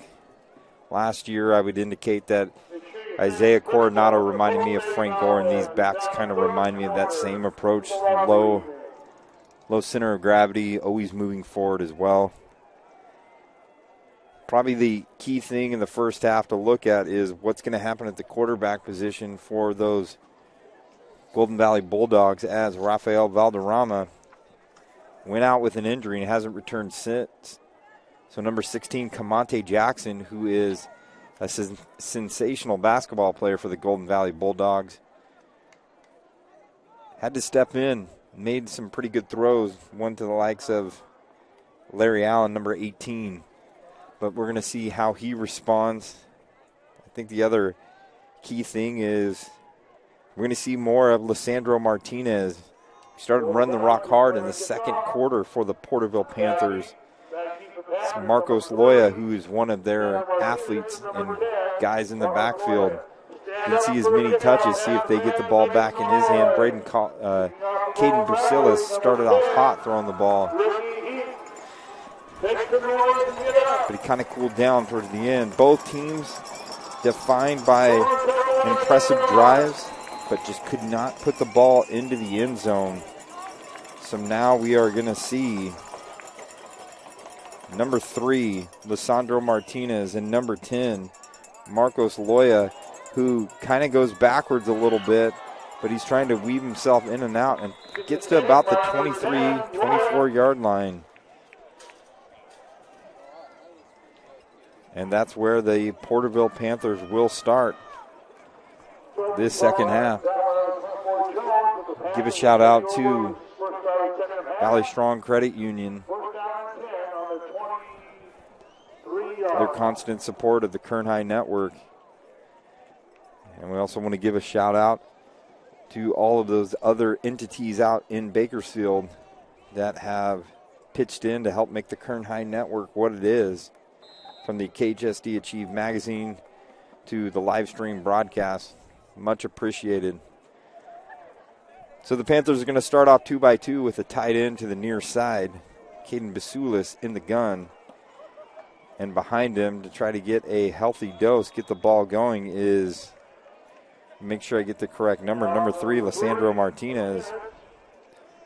And he gets about a yard gain, and it's going to be 2nd and 9. Julian Wilson on the camera has helped me out a lot throughout the years when we do these live stream broadcasts, from senior sunsets to random games. Julian's one of those guys, you pick up the phone, give him a call, said, hey, I need you to run video. He's there in a heartbeat, and appreciate that loyalty and friendship. Number 8, Caden Basulis. Back in the gun, Lissandro Martinez behind him. Handing it back, but he is met almost instantly, and that is Jaquan Welch blowing up the play that Lissandro Martinez is running into his own lineman because of the strength and will of Jaquan Welch right up front, number 55. Been a staple in the Golden Valley program for 4 years now. Jaquan with a nice play. 3rd and long, how the Bulldogs like it. See what play that Caden Basulis has dialed up. been impressed with this Golden Valley defense and even their offense. Have some youngsters all over the field, and they've adapted. And Demetrius Henderson, the defensive coordinator for the Bulldogs, dialing up some good defensive plays for the Bulldogs. Basulis barks out a call, but there was a few different Panthers that went in motion. It's going to push them back even further behind the chains. It is the third quarter here, Granite Hills High School. It's not halftime. We're at Granite Hills High School, Porterville, Union School District. Host all their football games for their high schools on this field. Basulis in the gun, 3 receivers to the near side. Fires it off, and that appears to be a pick, and I hope I'm right on this one, but that's number 7, Markel Brooks, with the big-time interception. I don't think it's number 1, Nathan Abbott, but it is Markel Brooks with the interception. The Bulldogs actually have some good yardage right there as they're going to put the ball down at the 22-yard line.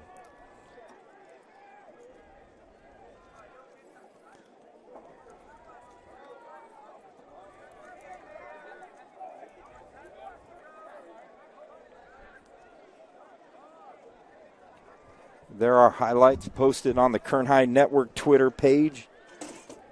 Make sure you go there, being retweeted to the Golden Valley Twitter page at GB Bulldogs. Make sure you take a look. They'll be on there throughout the night. 0-0 here at Granite Hills High School.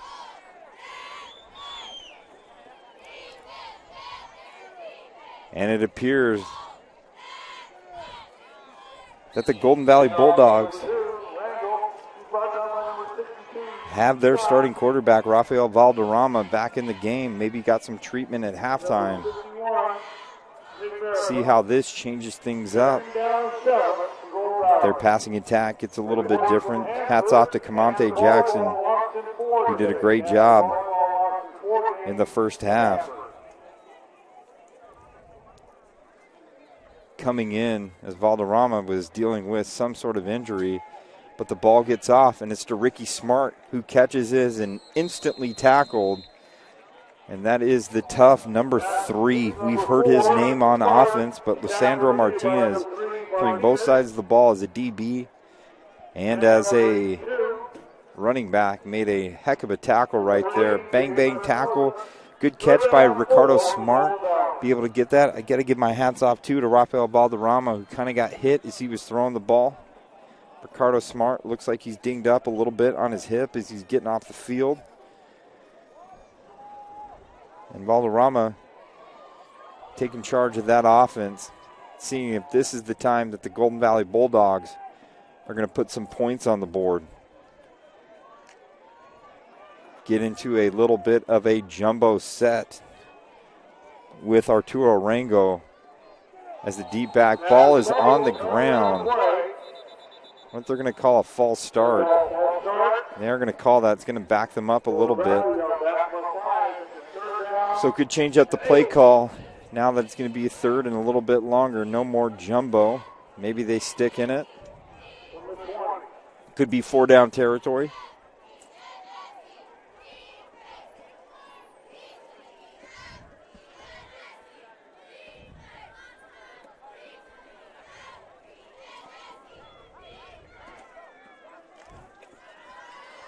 Demas Riza, the offensive coordinator for this week, has done a great job going back into jumbo. That's Rangel with a little play action. And Curtis Johnson, right through his hands, could have set up a little bit more manageable 4-down territory. But we're going to see right here what's going to take place. Who personnel package comes in. Going to give a shout out to all those Golden Valley coaches. You got the Turner brothers coaching the defense, DBs and linebackers.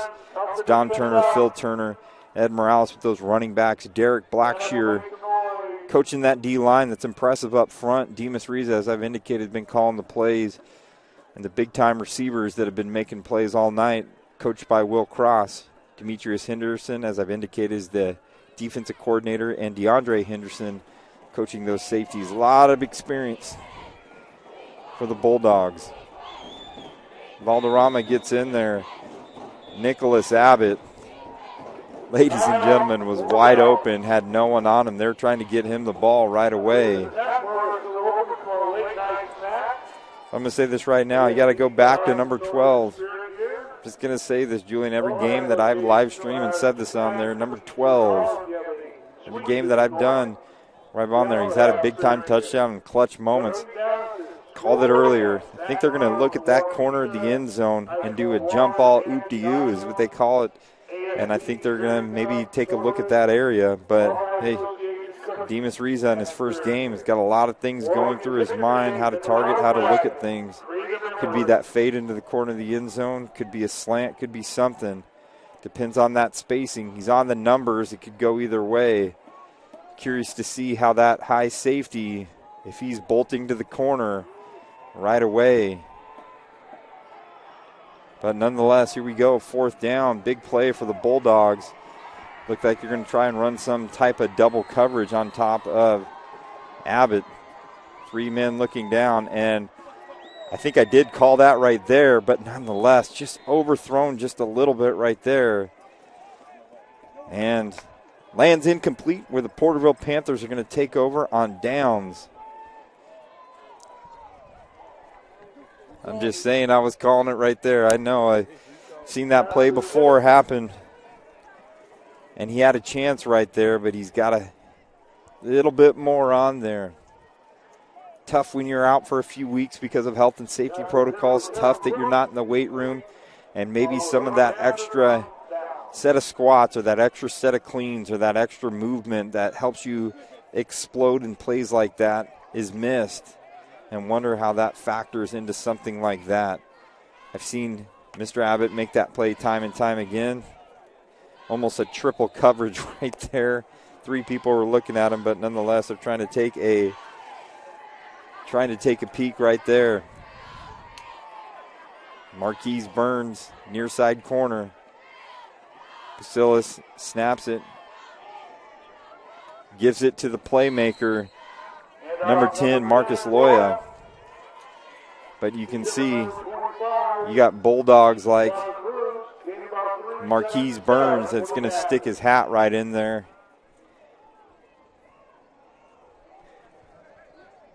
Second down and 8, second down and 9.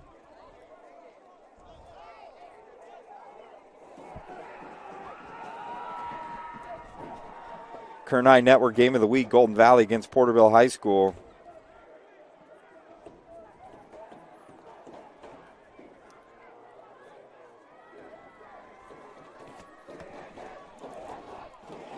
And Basulis hands the ball off, getting it to Loya, getting a nice little dose. You got to get it off to Porterville. They kind of mix things up a little bit. One quarter, it's going to be Lysandro Martinez. The next quarter, finding that hot hitter, Marcus Loya. Just finding that right person that can do their thing.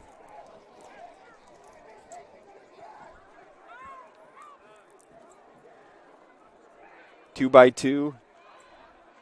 Ball handed off. Sneaking in behind the line is number 3, Lysandro Martinez. Gets about a yard or two.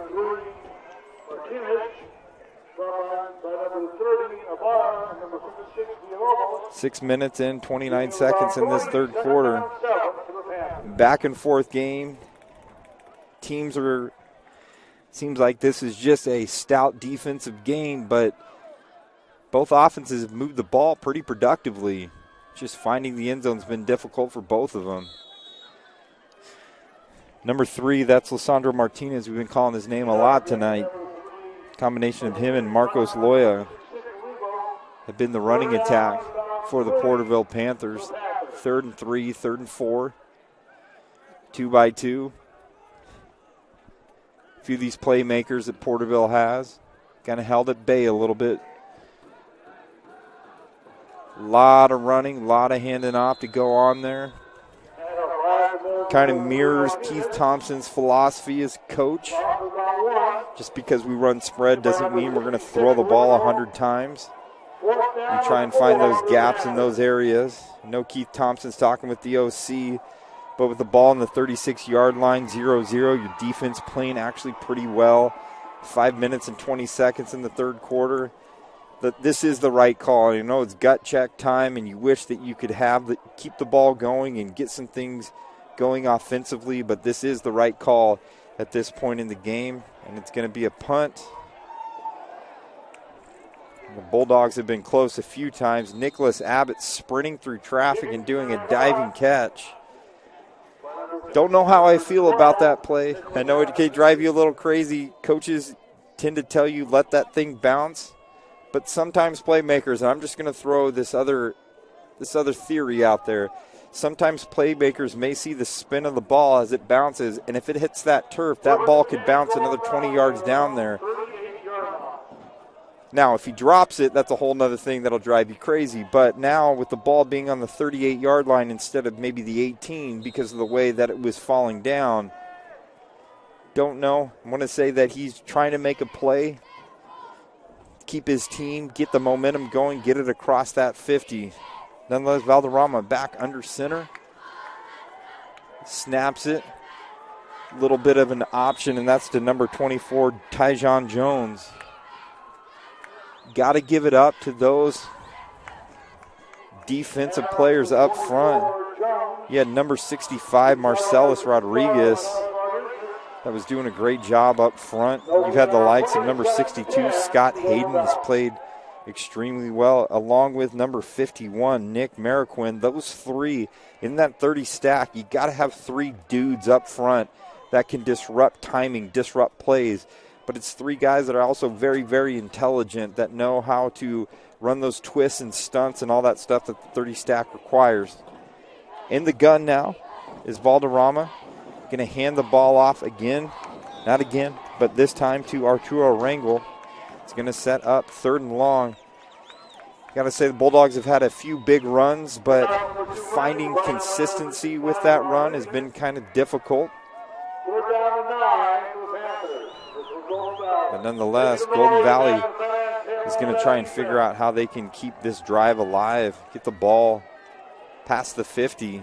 And again, kind of we said, goes to 4-down territory. It's going to be more than likely a punt. 3 Bulldogs to the far side of the field, 1 Bulldog to the near side of the field, throwing it up to Ricardo Smart, who has it go in and out, lands awkward.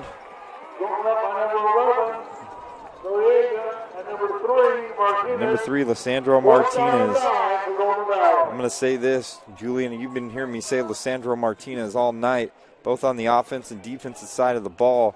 You got the jack of all trades doing his thing on offense and on defense. And when you see a guy that doesn't come off the field very much, brings a lot to the table, probably super tough. I'm hearing him right now. He's with his coaches, and the coaches are looking at him, and he's taking coaching. Seems like a great kid, great athlete, willing to do whatever the team needs him to do in order to win. Gets a little squirt of water. He's going to get probably back right in there on defense. So good two-way player for those Porterville Panthers. And it's a botched punt. And just like that, number 30, Jesse Ibarra, has the ball go over his head. And oh no, the Bulldogs have the ball on the Porterville Panthers get the ball on the 13-yard line going in. Sometimes it's those plays, those special team plays that sometimes get forgotten about. Those little things that long snappers need to do way after practice. Practicing with their punter, doing those little things. Field position, such a critical part of the game of football. But right here, the Bulldogs have shown some grit all night and have been Bulldog strong. Let's see if they can take some pride defensively with Demetrius Henderson dialing up a defense. He's got that 4-man. Actually, he's going to go with the 3-man front a little bit, and they're going to get it to Loya, their playmaker. Curtis Johnson and the like trying to run him down, but he gets about a 7-yard gain, and he actually lands inbounds before he rolls out of bounds, so the clock is going to continue to run down to 3 minutes. And there is a Panther that is down right now. Give a shout out to both of the administrations of both schools, the Kern High School District Superintendency, Dr. Brian Schaefer, our superintendent at the Kern High School District, our Associate Superintendent of Human Resources and Personnel, William Sandoval, our Assistant Superintendent of Innovative Programs, Dr. Dean McGee, our twofold Assistant Principals of Instruction, Dr. Brenda Lewis, who will be retiring in the next few months, but also Leo Holland, and our Assistant Superintendent, Business Services, Dr. Mike Zolfa. We appreciate all the support from the Kern High Network, for all the schools in general, for what the superintendency does to support student participation and meaningful engagement on a field of play. Really need to give a huge shout out to Stan Green and the whole Office of School Support Services for everything that they do to kind of help make the Kern High Network, KHSD Achieve Magazine, Peak Awards, all of that work. Thank you, Stan. Basulis hands the ball off. A new name, a tight end, kind of end around, and it's going to be a touchdown for the Porterville Panthers. And that is number 80 on the end around. Jacob Espinoza takes the ball in for the Panthers. So Jacob Espinoza gets the first points on the board in this ball game, Kern High Network Game of the Week. And he has a nice little, we're going to call it a 7-yard touchdown run.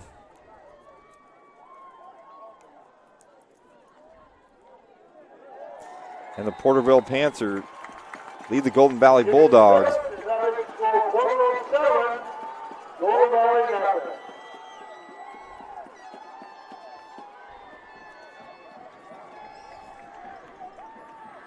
I am tweeting out right now. I will update the score. It'll show on your screen. Trying to do production, announce, say players' names right, all of that stuff. But I'm going to make it work.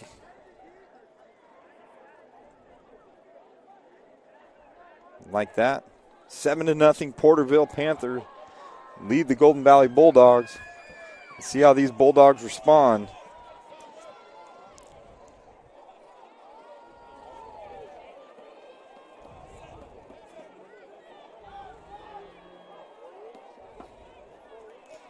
Nice little wrinkle on a play right here.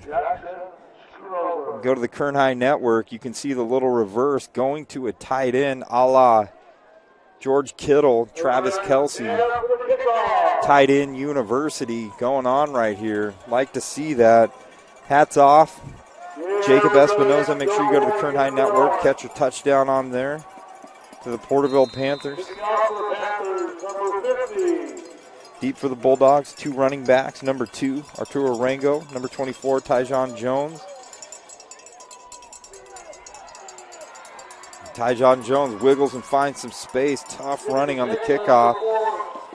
Any coach will take getting the ball back to the 35. We got 2 minutes and 59 seconds left to go. As Golden Valley takes over after the impressive touchdown on a end around to number 80, Jacob Espinoza. Tight end getting that. Shows his versatility as a senior captain, one of the players that Coach Keith Thompson highlighted in my conversation with him earlier today. Here we go, first down on the 36. 3 Bulldog receivers, Larry Allen, Markel Brooks, Ricardo Smart. Trips out to us, Nicholas Abbott on the other side.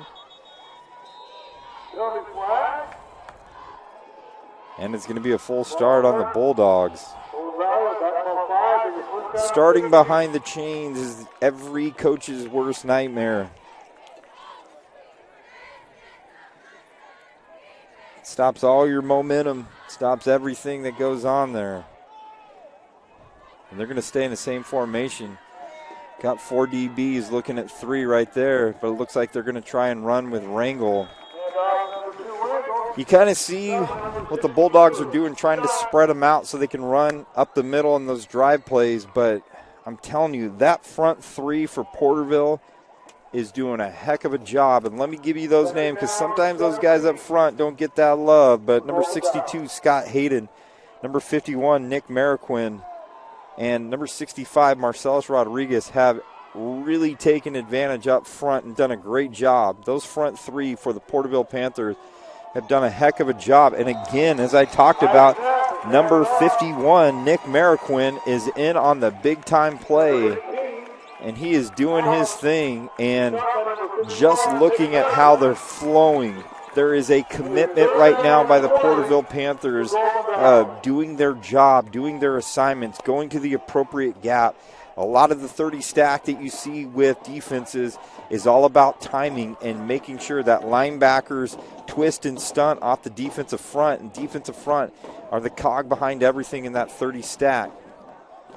So here go the Bulldogs, a little bit long, looking deep, but the ball's tipped, and it's going to be incomplete. And I'm going to tell you, Mr. Momentum has found his way on the Porterville Panthers as Braden Caudell makes a nice play to tip the ball down. This third quarter has belonged to the Porterville Panthers. Maybe it's the home field advantage. Maybe it's the second game that they've played. Bulldogs trying to get stuff figured out, get those big plays. But this should be interesting right here because remember the last time there was a botched long snap. Want to see if that long snapper went back to the sidelines and was working on some things so that we don't have that mess up again, because if there's a botched snap right here, this could be a detriment to the Golden Valley Bulldogs because it's going to set up the Panthers with some nice field position. Nonetheless, Bulldogs get out there. Number 32, George Rocha.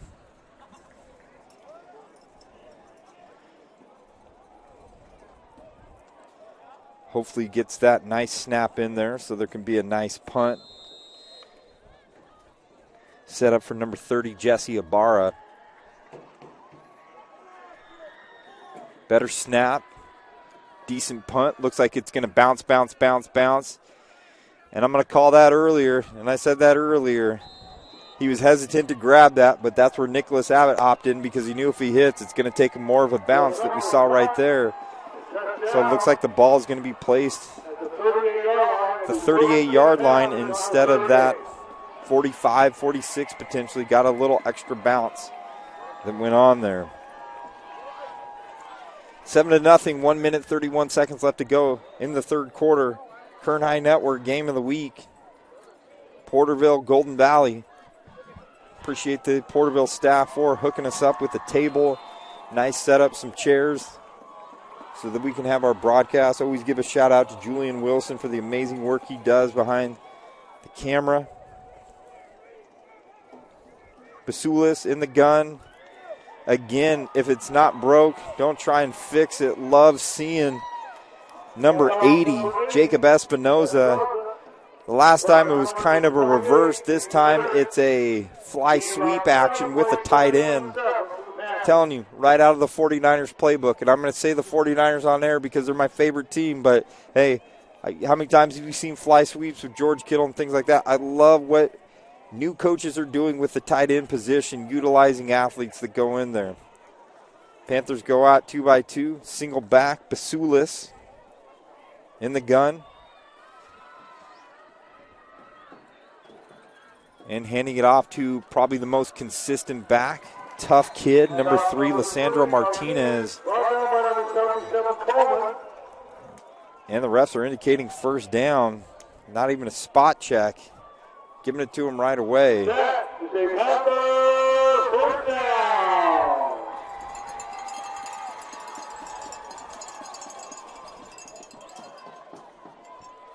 First down for the Panthers.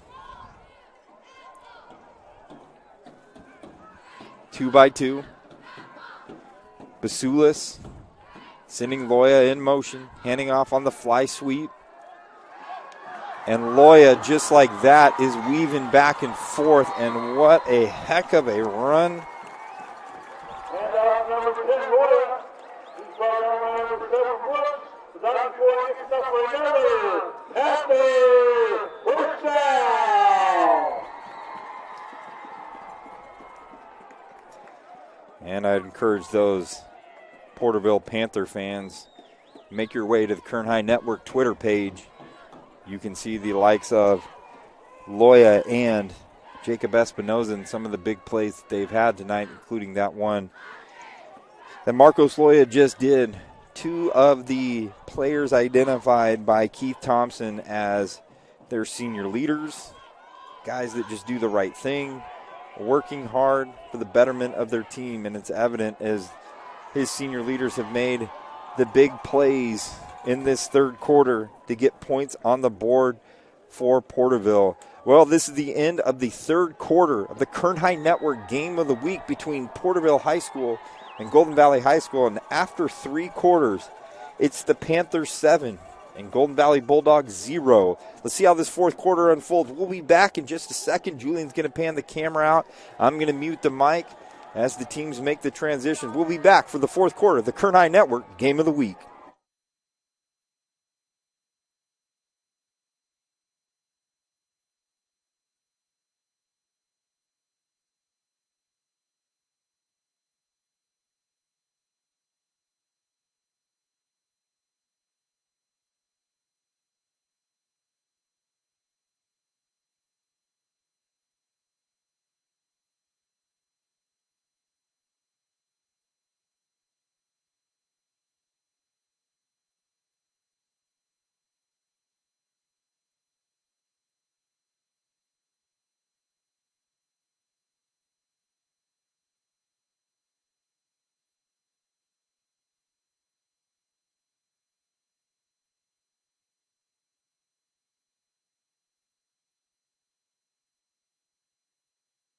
And welcome back to the Kern High Network Game of the Week as we start the fourth quarter of this exciting, low-scoring affair between the Porterville Panthers and the Golden Valley Bulldogs. Espinoza in motion, hands the ball off to number 22, Sammy Alcantar. Haven't called his name much tonight because a lot of the heavy lifting and running has been by number 3, Lissandro Martinez, and number 10, Marcos Loya. I think they're giving those two a little break because they've been all over the field tonight. Third quarter owned and operated by the Porterville High School Panthers, and they have put together some impressive drive, creative play calling, getting their stud tight end Jacob Espinoza in motion, utilizing their speedy Marcos Loya as well. Done a great job to look at it. Again, Jacob Espinoza, number 80, the tight end, on a jet sweep again. And you can see with some of those stiff arms, he's not an easy tackle. And again, I go back to the 49ers, a la George Kittle. I like seeing that out there. It's going to be third down, and I don't want to contradict the public address announcer because he's doing a phenomenal job, but I think it is third down and 8. Julian, thumbs up, down, third down and 8. Yeah, I think it's third down and 8. We won't tell the public address announcer because, like I said, he's done a great job. Reminded the audience of the 10 o'clock curfew on a school night. 10 minutes, 32 seconds and counting. 2 by 2. It's been Caden Bucelis who's done a great job managing this team. The Panthers, Jacob Espinoza, split out, brought in. It's always curious when you want to look at things. I'm going to tell you 2 things, Julian, that I've noticed on here is last time they ran a Loya, and I want you to pay attention, this may happen. Last time Loya ran that little speed option, he kind of carried it like there's a fly sweep pass out of that going on there. And I'm always curious when you have a guy like Espinoza that you get a lot of fly sweep action to, and then all of a sudden you're messing with the splits and the attention that they just had before the timeout is the coach is probably saying, hey, we line up right the first time so you don't give away the company secrets. So it's always curious with those 2 guys what you're going to see, what they're going to end up doing. Usually that split goes inside. Something's going out into the corner away from everything. So curious to see how they utilize Espinoza in a play like this. 3rd and 9, you're going to look at Loya, you're going to look at Lissandro Martinez, you're going to look at our stud, number 80, Jacob Espinoza, to see what they're going to do. Quietly, Joseph Noriega, who's been kind of a big play receiver, is kind of flying under the radar for the Panthers tonight. But matched up against him is the superstar receiver on the Golden Valley Bulldogs. That's number 12, Nicholas Abbott. Let's see how they address that issue. Here comes Loya in motion. And again, going to the corner. I think I just called that. And that is the tight end going to the corner. I just wish Tony Romo would come in and listen to a few of the plays I predicted, because I feel like him. It feels pretty good when you call that out on there. But nonetheless, I'll never be Tony Romo ever, because I don't like wearing Skechers. All right, so back to the game. We have 4th down and 8. And it's going to be Caden Basulis calling the play for the Bulldogs. Take a look at Jacob Espinoza coming to the near side. Probably going to run something underneath, looking at his splits, 2x2, trying to get them where they need to go. And right across the middle, and it is the man right there. Something to the middle. I think I just called that right there. Looking at that splits, giving that away. And it is just like that. You go to our Kern High Network Twitter feed, you're going to see pass play from Caden Basulis.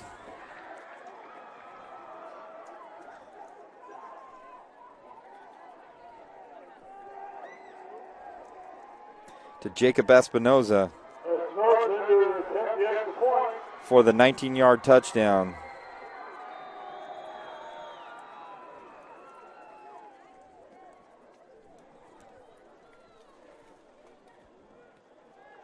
And the Panthers lead the Bulldogs 14-0 with 10-11 left to go in the 4th.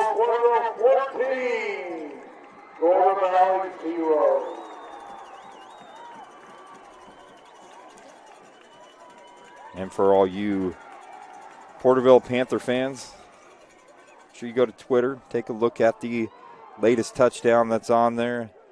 And it is 14-0 Porterville. Had things going, momentum, but just things to consider when you go to the film room. I think it's next level stuff on varsity. Julian Wilson played collegiate football at Fresno State. Sometimes isn't the X's and O's as much as it's spacing as a concept when you get to the next level. And giving those tells and looking at those things, being consistent, all that stuff, identifying those trends. Last few plays you noticed where certain players are lining up. Jacob Espinoza in, going to the corner. Spread out a little bit, going to go across the middle. So you see those little things that end up happening. You start to pick up on some of those predictions. You got Coach Keith Thompson waving his arms, identifying a player who to kick it to. Kicking it to the left corner is where he's pointing. And there is a muff punt by Arturo Rangel, and he's having difficulty right there. And when things go right, you have those touchdowns across the middle. You have a special teams play that just puts a team back 80 yards because you told your kicker to put it in a nice location. You're feeling pretty good right now as a coach, but I'm going to tell you, we still got 10 minutes left in this game. Anything could happen. These Bulldogs can strike quickly. They have dynamic playmakers all over the field. We're going to see if the O-line coach and tonight's offensive coordinator, Demas Riza, opens this up a little bit and gets some of those playmakers like number 12, number 4, number 7. Got some barn burners out there. They're going to start off with the inside handoff to number 2, Arturo Rangel. Gets a marginal gain of about 2 or 3.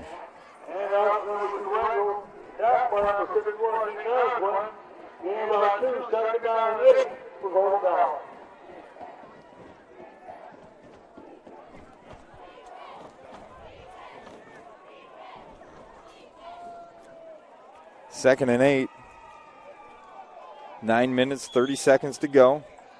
You got Abbott and Smart near receivers. Combination route, the old smash route. You had a hook and you had a corner behind it. Again, Julian, we talked about the spacing concept. They looked a little bunched. They started out wide, but they ended up bunching next to each other. And you put defenders all next to each other, makes the throws a little bit harder. So that's the next game level experience. And you're looking at week one, looking at those things. How do you work on that spacing? How do you work on the timing? How do you work on all of those things so that those plays can be open? You got Abbott near side, 3 people making sure they know where he's at. And he's running a nice little out right now. Tries to throw it out to Rangel, but right in the grill of Valderrama is number 62, Scott Hayden. Disrupted that whole play again. Got to give credit to Keith Thompson, talking to him on the phone today. He identified all of these players that are making a difference in the game. The Marcos Loya, the Scott Hayden, the Jacob Espinoza, Joseph Noriega, Lissandro Martinez. The list goes on, and these players he identified have had their impact in the game. And I'm telling you, shoring up the front line is Scott Hayden. Punting now are the Bulldogs. Number 30, Jesse Ibarra. Little uncertain where to line up the Bulldogs, making sure they're lined up. Good snap this time. Flag is thrown. It appeared that Marquise Burns asked if he was on. And that's got to be frustrating as a receiver, is you are asking the side judge if you're on, and you either get no or little confirmation, and then a flag's thrown. We'll see what that flag is. If they accept it, deny it, push him back a little bit.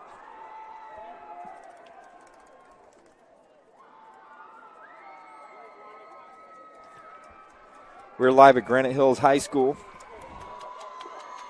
Granite Hills High School, home of the Grizzlies. However, there are no Grizzlies in attendance. Maybe there are in the crowd, but on the field of play tonight, Golden Valley Bulldogs, the Porterville Panthers. Both teams originally not slated to play each other on the schedule. However, due to health and safety protocols, both teams had an open week 3, and we're down to play each other right away. Golden Valley has had some momentum. Porterville elects to take the spot of where the ball landed off the punt rather than have the penalty assessed. And it appears to be on the 35-yard line is where Caden Basulis is going to pick up. You have Espinoza and Noriega near side. 2 receivers on the far side, 2 by 2, 1 back there. Lissandro Martinez may start this drive off with a nice run, and they do. Goes to one of the playmakers, Loya. And Loya, and you got to give your hats off to Loya, Julian, and I know you see this in the football game. He had an opportunity to maybe get a few more yards if he stays to the outside, gets out of bounds. But he's got enough moxie and headsiness that he is going to stay in bounds. There is a penalty.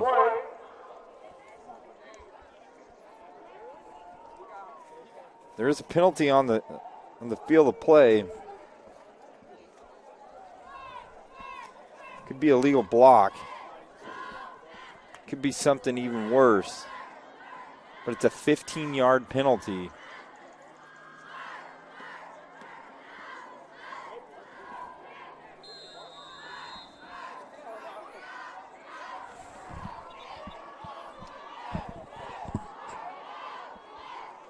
Porterville's backed up. Going to call it 1st and 10. The scoreboard says 1st and 19. Some issues. Maybe it's an inexperienced chain gang. Got to appreciate all of those students that are willing to help out, support their fellow classmates by just being part of the experience of Friday night football under the lights. Maybe they're getting all of that figured out right now, where they need to be. Just make sure we get the correct spot.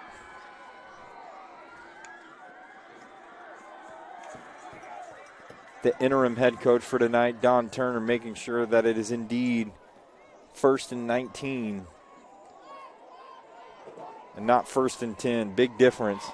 Big moments right here for the Bulldogs. Demetrius Henderson, the defensive coordinator, called a great game the first half.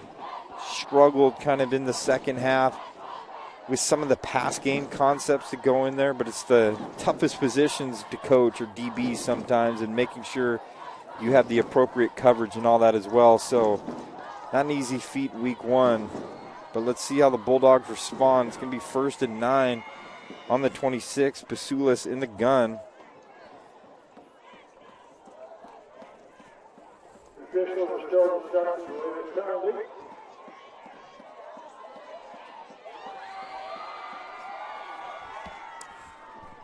Officials still trying to figure out what's going on.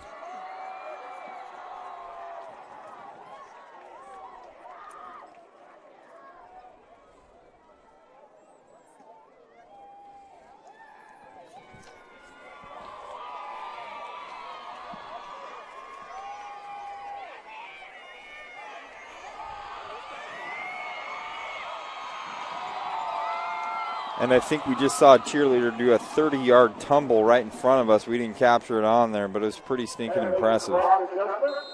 8 minutes, 54 seconds. The clock is now counting. 1st and 19. Basulis back in the gun. Sends number 9. That's Braden Caudell in motion. Gets about 4 yards. Stays in bounds. The clock is tick, tick, tick, tick, tick, tick, tick, tick, ticking away.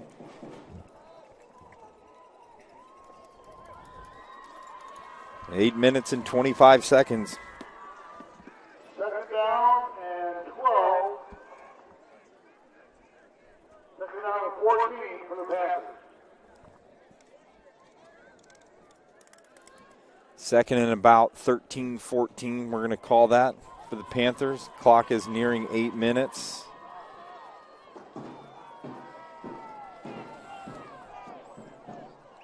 Two by two. Basulis in the gun, ball's bouncing all over the place, and it appears to be that Golden Valley lands on it. Jaquan Welch in the middle of everything, and I think he has the ball, and it's going to be Golden Valley ball. Still waiting for the official word. Ooh. Wonder if the ball jumped around in there. Looked like Golden Valley originally had it in the beginning. But I don't want to discredit linemen, but they don't have the best hands in the world. So I don't know if the ball squirted out, bounced around a little bit. But nonetheless, Porterville retains possession. That was a big play right there for Porterville. Could have been a big play for Golden Valley, but it's a big play for Porterville because they keep the ball. And at least they get to punt it away and not give away field position below the 30. In motion is Loya. Busilis dropping back to pass the ball, going deep, leaking wide open is Jacob Espinoza. And he tries to stay in bounds, and we're looking to see what the official says. Jacob Espinoza.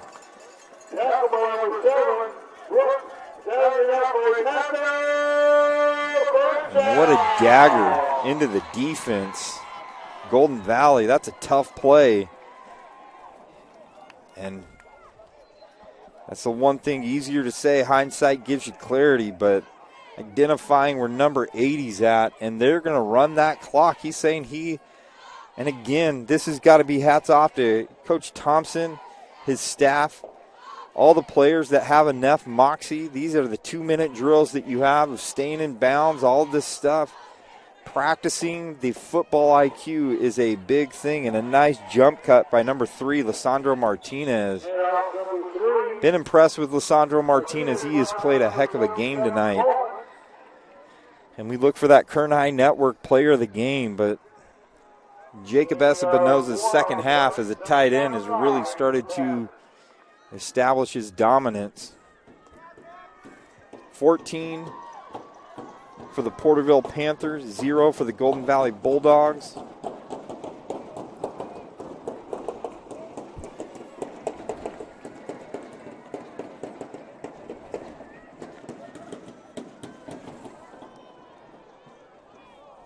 5 minutes, 55 seconds and counting. Basulis taking his time getting up there. Throws a nice little out route to number 3. And that's Nicholas Abbott with a big tackle on Lissandro Martinez. By number 12, Abbott.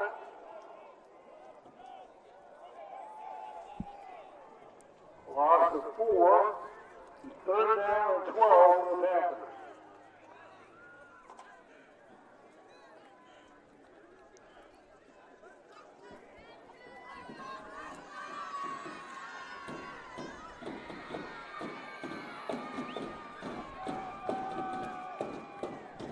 And 5 minutes, approaching the 5-minute mark. Basulis trying to look deep and smartly throws the ball out of bounds. Was actually trying to do a double move off the swing kind of bubble route. Pump that and go deep. Into the game, things are getting a little chippy. You want to make sure that your players don't do anything that would get them a 15-yard penalty, especially the Bulldogs who are looking for stops right now, especially when the clock stopped at 5 minutes and 2 seconds. The passion of the game, not wanting to lose, is understandable, but also being a good teammate in the middle of all that and not putting your team in a bind, especially on 4th down. You got to give hats off. I'm going to say this is a little play that, Julian, I don't know if you saw, but number 11, Curtis Johnson, is pushing his teammate off the field. It's getting a little emotional, understanding the gravity of the situation, that they have a opportunity to get the ball back, and you don't want to give up a 15-yard penalty that would give the Panthers a first down. 5 minutes, 2 seconds, 4th down and 12.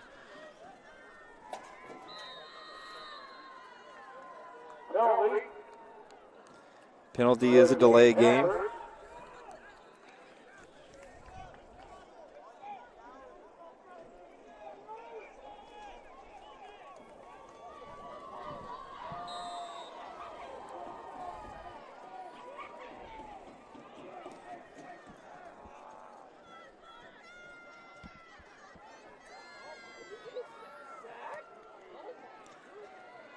Punting's been a struggle for both teams tonight.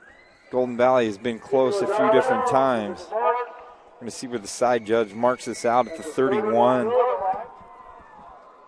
4 minutes, 55 seconds left to go. Kern High Network Game of the Week.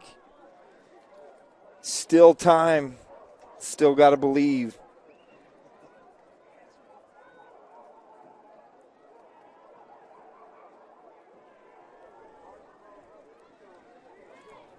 Plays can happen so quickly. Big play could happen, an onside. Trust me, sir. Julian, you and I have seen crazier things happen in crazier games. You got to keep believing till the clock has zeros across the board. You got to keep believing.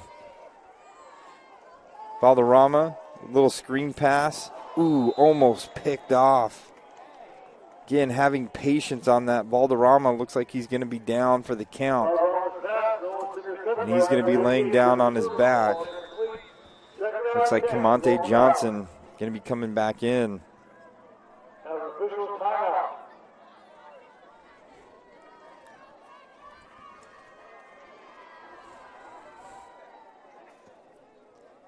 Kern High Network Game of the Week brought to you by Valley Strong Credit Union. Valley Strong has been with the Kern High Network in its infancy. When they used to be called the Kern Schools Federal Credit Union, made the change to Valley Strong. You see the Kern High Network's imprint all over a Valley Strong Credit Union in Bakersfield. You see the KHSD Achieve magazine, which there's a new magazine coming out. You got to give a shout out to Javier Valdez, who is one of the coordinators in the Office of School Support Services. The graphic design work that he does night in, night out, day out is just impressive. The creativity that he has brought to promoting our students in innovative and fun ways just is unmatched to anyone that we have in the Kern High School District. And appreciate the support that he does and the big things that he brings to promote our student athletes. Pick up a Kern High Network KHSD Achieve magazine in a Bakersfield location. Camonte Jackson back to throw, delivers a dart right to number 7, his buddy Markel Brooks. And I'm going to tell you, that's an impressive throw because he took a shot. There's a flag on there. It's going to be roughing, and that's going to be added on to the play. But Camonte Jackson delivered a strike, got blasted. Pretty impressive for a second-string quarterback who's never played the position before coming in, demonstrating some of that basketball athleticism. And again, I'm going to say this, seen crazier things happen before. He can make a play and just let it loose and have fun, and Bulldogs can get right back into this thing. Love the attitude and effort of the Bulldogs tonight. Coach Don Turner has this infectious energy with his players. He's the interim coach tonight as James Kane deals with a family matter. But you can see that passion has definitely come into play for the Bulldogs as they're playing with a never quit type attitude. As they hustle up to the line of scrimmage, Camonte Jackson trying to take charge. Camonte claps, delivers it right to Larry Allen. And he tries to wiggle around and only gets kind of marginal yards on there. 4 minutes, 20 seconds left to go in this game at Jacob Rankin Stadium, where it's been the Porterville Panthers that have owned the third quarter and the beginning of the fourth quarter, scoring touchdowns, finding their stud tight end, Jacob Espinoza, been the difference maker, finding those key players. Camonte Jackson back in the gun, delivers the ball. It's high over the top, and one guy that's going to get rewarded for his effort tonight lands right in the hands of Lissandro Martinez, an interception.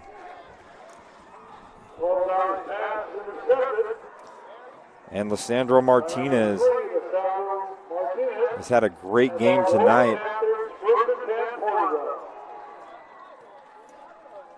Got to be heartbreaking. Had a little bit of momentum. Big down that goes on there. For Porterville, they're looking to go 2-0. For Golden Valley, they got a big game next week against South High, who's been rolling, doing pretty well themselves, gotten off to a hot start.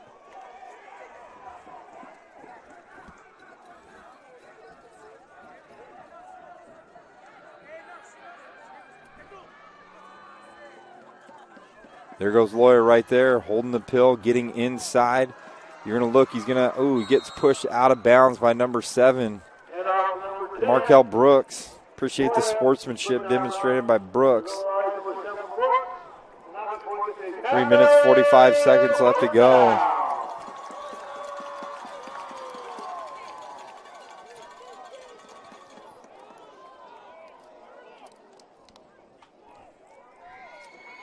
Clock's ticking down. I guess they're going to call him inbound. Looks like he was pushed out of bounds, but I've been wrong a time or two before. But I think in this instance, Julian, I'm right. First down and 10, 3 minutes and 20 seconds. Ball handed off to the playmakers, trying to stay in bounds so he doesn't go out of bounds, and he's fighting to stay in bounds. Hats off. Tip of the cap to Lissandro Martinez. You played a heck of a game tonight, young man. Defensively, offensively, just the moxie and the headsiness of Lissandro Martinez. Got to give him credit for that. Hats off to the Bulldogs. They continue to fight, continue to play hard. If you're missing a phone, is that a phone turned in here out of the press box? Timeout is called. 3 minutes and 6 seconds left to go.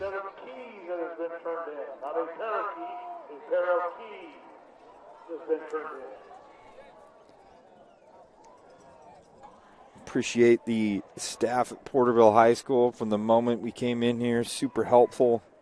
Mr. Hill, head custodian, did a great job getting us a table.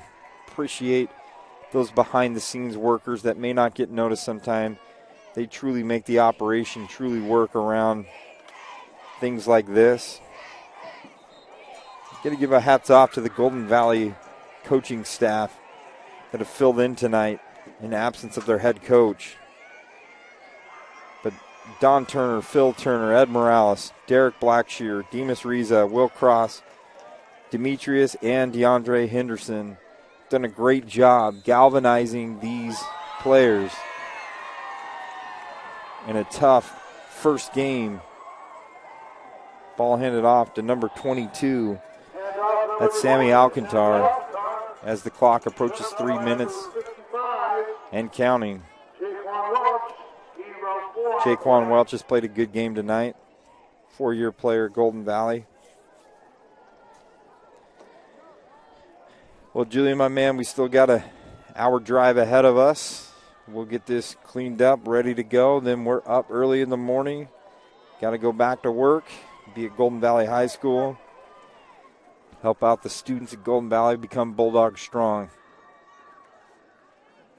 And again, it's Alcantar on the handoff, just grinding out the game as that clock's winding down to 2 minutes. Hats off to Keith Thompson. It's amazing. He identified a lot of essential players in this game that would make a huge difference.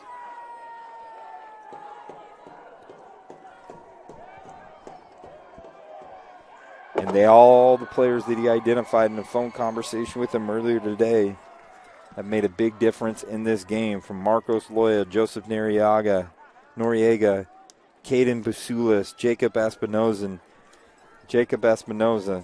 I'm going to tell you, the big dudes up front also get some love. Hayden Scott had a wonderful game tonight. Marcellus Rodriguez had an impressive game. Number 51, Nick Mariquin. Those three anchored the front in this 30 stack and really was a difference maker that for the most part, with the exception of a few big plays here and there, they really shut down, Julian, you can agree, really shut down the Rebels' ability to run the ball in between the tackles. I think it's what those guys up front, the game plan that Coach Keith Thompson and his staff had going into this, they did a great job working with that. A lot of discipline to run the 30 stack. And I'm gonna clarify that, run 30 stack the right way, because there is a wrong way to run it. And I think Keith Thompson did a great job running it tonight the right way. Again, number 22, Sammy Alcantar. And when they chalk this down, that could be it right here for the end of the game. Tough pill to swallow. Timeout is called. After this, the coaching staff's got to kind of get together and make sure they don't lose any of the athletes. They're going to be down and dejected. But remember, there's always next week. The focus is on South High. Make sure that they stay committed to each other as teammates. Make sure they stay committed to the program and all of the structures that have been put in place over the last 3 years to allow for a successful program at Golden Valley High School. I'd like to thank my sponsor, Porterville, and our timer, the back man, Ernie Rodriguez at the clock. For Porterville, they will now go to 2-0. And next Friday, they're on par to play some more Bulldogs in the Hanford Bulldogs. Hanford always has a tough squad. But with this timeout coming on, the Bulldogs are going to kind of get together. Hanford, then it's Kingsburg, Golden Valley, South High. Just trying to rebound and get this competition in, clear up some of the mistakes, watch that game film become better. And Alcantar right here hands it off. And off number 22. And should be first and goal. Clock should be able to run. They don't have to run a play. Let's see how this team responds. You hope they do the right thing in this and the right thing in here, unfortunately. I know you want to get kids touchdowns and all that stuff, but the right thing in this instance is take a knee, And celebrate the teammates, the guys on the other side, or don't run a play. You have Porterville, them lining up, shaking hands, happy that they were able to finish. So the final score tonight of this Kern High Network Game of the Week is going to be the Porterville Panthers 14, Golden Valley High School Bulldogs 0. Impressed with the class and dignity that Porterville has shown the Golden Valley staff.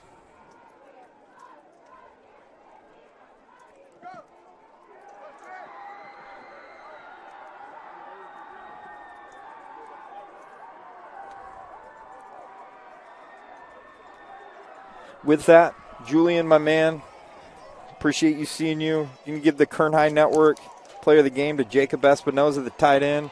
Rumbling, bumbling, stumbling. Thumbs up from Julian. He had a heck of a night right there, and you can see he put his teammates ahead of him, and he's going to the back of the line to go on there.